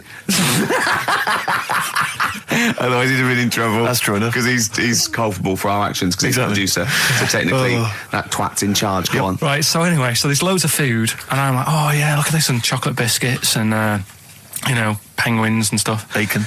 And bacon. Just in case, you never know. So anyway, my mum and dad's putting the food away. Me and our kid are like, he's already grabbed something, gone back upstairs. It's like feral children. It's like a quest for fire. And then they run upstairs. What did you sit under the bed, gnawing at some sort of pig's trotter? So I saw, do you remember Mr. Freeze Pops? I do, yeah. So they're kind of like popsicles, icicles. Yeah, but really long, like a foot long, right? Yeah. So I thought, I'll have one of them. So I grabbed it. Went for the nutritious stuff first. Absolutely. And like my mum and dad are putting this stuff away and what have you. And I rip it open and knock it back. Right, straight away, just right back like Swallow that. Swallow it, right, But it went down the wrong way, right? So I was down your shirt? So I was like, oh God, I can't breathe. And my mum and dad didn't even know what I'd ate. Do you know what I mean? I ate it so quick. Yeah. And I'm sort of tapping my mum on the back, going, and she's going, oh God, he's choking again, because I was always choking. If it was one thing, I don't know if I've got like a small throat, but I mean, even Ricky knows I can't drink that much, can I? Yeah. Do you know, or eat pebbles. I'm not a quick drinker. I'd always, I think I'm scared of like swallowing stuff. Yeah. And it was like bottle tops and mint imperials and stuff. I was always choking on stuff. Oh, jeez. So anyway, she's going, oh God, what's he picked up on it now? Drop it. So, hit his nose with a stick. So I was going, I'm choking. At this point, my dad had I think he'd put his share away, his food away, and he'd gone... His share! I love it! Yeah. He'd gone to watch, Winner Takes All or whatever in a lounge, and I was in the kitchen, and I was starting to, I didn't care anymore, do you know what I mean?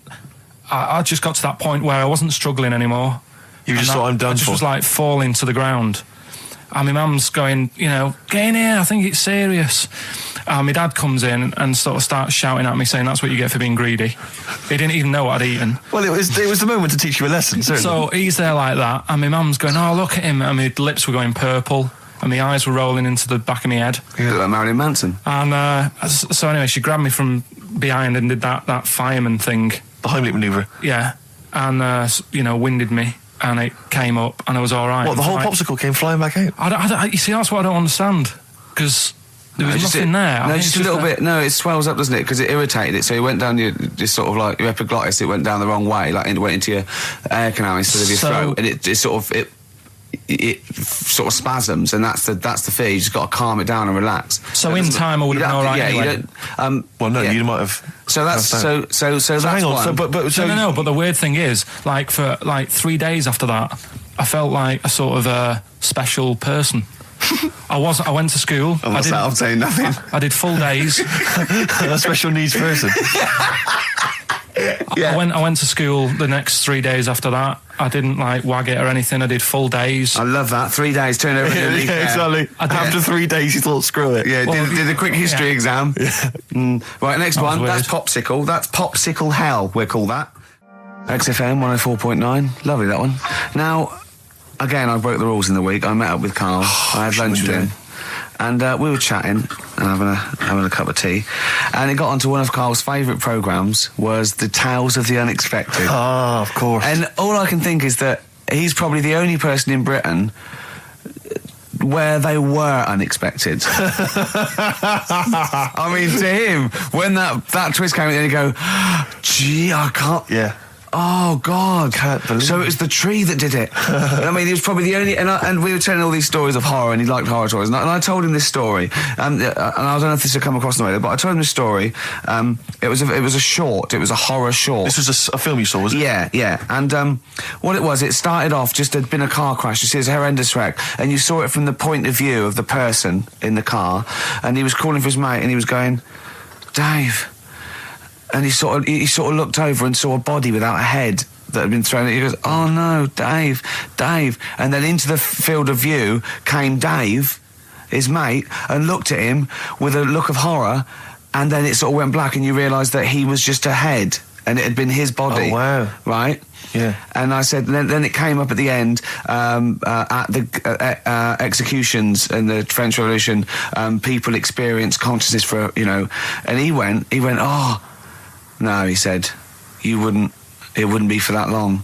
And then he went, if it was a chicken, it would work. Imagine remaking that film, but it's two chickens in horrendous car crash.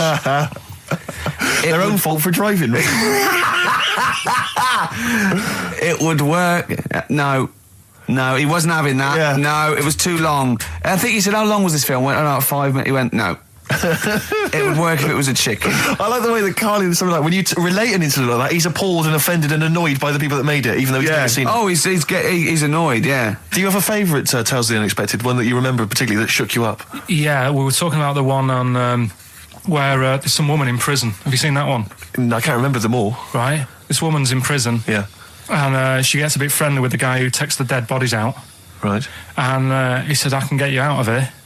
He said, what you've got to do, right? You've got to, I don't know, at midnight. When you hear the bell toll, that means there's been a dead body. Yeah, there's been a dead body. So what you've got to do is go into the place where all the dead bodies are, get in the first coffin on the right, and then I'll come along and carry you out, and you can run away and escape, right? So she goes, yeah, all right then. So she hears the bell go. I'll bury you, right? And then I'll come back later and dig you up. Right. Yeah, but that's the point. It doesn't matter. It does matter. Trust me, Karl, it really matters. Okay. Listen, I don't know if I'm going to ruin this for people at home. Yeah. Can I just skip to the end? I would imagine that she gets buried and he doesn't come back, and she has to get buried alive. Better than that. So she gets in the coffin, and she's lying there for ages. She's buried. She can feel a bit of movement going on, so she's obviously, being carried somewhere. So she's thinking, this is it, I'm getting out. And she's lying there for ages and thinking, why isn't someone coming and lifting the lid off this? Do you know what I mean? Letting me get out. So she's really bored. She gets a lighter out, right? Lights it to have a look at who she's lying on. It's only the fella who said he'd help escape. Oh. How bad is that? That is... How bad is that? So it is quite important that she's buried alive then, isn't it? In retrospect, you realise that the jeopardy is that she is buried alive and can't get out. Yeah. It makes it so much worse, doesn't it, than just lying in the morgue and going, actually, I'm getting out of here. Yeah. This isn't going to work. Look at Karl's face. Having told that, he's so pleased. His face is lit up. He's beaming like a child. Have you seen any? Is that your favourite horror thing ever? Brilliant. I love that. That's like a ride song or something. That's my favourite one. Ride-ish. Feeder. Just the way I'm feeding on XFM 104.9. Rick, quick question for you. Go I'm on. thinking... a lot of people maybe are tuning in for the first time because of the advertising campaign. Sure. Should we reintroduce Karl again? I know we've done this a few times in the past, but just worried that people are going to not really kind of get the measure of him. I'm Ricky Gervais. I'm the one off The Office. Yeah. Steve Merchant. He's not the one in The Office. He's not Gareth. Some people think he is. He's got a funny, weird West Country accent that actually Mackenzie was affecting for the role. Steve wrote it with me. He's the tall, lanky fella. Karl is our sort of, I say producer, but he's the one that pressed the buttons because I was Dog's Body. Yeah, but I mean, it was just because I was too big to run the desk. Yeah. I used to have to do. Literally too big. You couldn't get behind there. Yeah, and then we discovered that, he looked a bit like a boring sort of, alright, yeah, but then when we sort of, poked him with a stick, he came up with, he doesn't realise, but some of the I think, some of the funniest extraordinary things I've ever heard. Say hello, Karl. Alright. Yeah. Well, classics, I think, so far, that have gone straight to the list include, have you ever used a Y front correctly? Yeah. Brilliant. You never see an old person eating a Twix. Eating a Twix. These are sort of things. He's back on his campaign to get rid of jellyfish. Why is that, Karl? Oh, did you see the paper yesterday? Go on. There's a jellyfish, right? It's about 15 foot long, about 5 foot wide, and there's a fella swimming next to it. And the paper's going, oh, look at this we've found. There's loads of them in Japan. Yeah. And it's because the water's getting hot, so it's making jellyfish really big. Oh, dear. How's the campaign going to get jellyfish get rid of them? What was your point about jellyfish? They don't do anything? There's no point. They get in the way. It ruined me holiday, because I got stung by one. Yeah. But you think the same thing about Liverpudlians, and we can't just go around, wiping out things that ruin your let's holiday. do the jellyfish first. And then we'll move on to the Scousers. Yeah. But yeah, I don't know what they do, and I'm trying to look on the internet. I've been busy this week. You're jellyfish now, not Scousers. Yeah. I don't know what they do either. To sort of try and work out what would happen with the sea if it didn't work, because they say if there's no. See, this is what we're talking about. People who listen for the first time, they've got to listen to every word you say. You want to find out what would happen with the sea if it didn't work. If jellyfish weren't in there, do you know what I mean? Because stuff like coral, apparently the sea would be in a right state if you didn't have any coral in it. Fish, do you know what I mean? I always worry about how many fish we're sort of eating. Because you go past... Sorry? No, do you know, you go in Marks and Spencer's or Selfridges... There's loads of fish in there. And there's really fancy stuff that you think they've killed that, and it looks good on the counter, pretty impressive. Yeah. But is anyone going to buy it? Yeah. Do you know what I mean? It's a big, a shark sat in ice. Yeah. And you go, they've got a lot of fish... So you won't go around the Tate Gallery? Do you know what I mean? I've never seen a big shark sat in ice in Selfridges. They do it. And it's you go in the morning and you can go back at night and the same shark sat there. Yeah. And it's... So you know it's the same shark, do you? It's the same one. So what, same face? Are you sure he just hasn't lost his mum? And he's just he went shopping with her Christmas shopping and he's just he's stranded, he doesn't know where, he's just waiting. You know I'm right. I've never seen a shark in Selfridges. Well, all right, then say maybe that's one day a week, but on other days they'll have Shark Monday. I think, Selfridges. Today at Selfridges is Shark Monday. Yeah. No, it's just that... So your point is that there's all these fish not being eaten. Yeah. So and they're being killed. They're taking them out of the sea, no one's eating them. And you're worried, that the sea's going to rise because the more things you take out? Well, we're just going to run out. Because the fish drink it, don't they? And that keeps the water level down. Yeah. No, well, you know what I mean? There's stuff that worries me. You're worried that... Was it you who said that you were worried that... Because, there's sponge in the sea. Yeah. But if they took it all away... No. Is that him? That's a Stephen Wright joke. Is that Stephen Wright? What was the joke? Sponges grow in the sea. That kills me. How deep would it be if they didn't? I love the fact that he confused you with Stephen Wright, who for a living purposely says ridiculous things. Yeah. Does that worry you, Karl?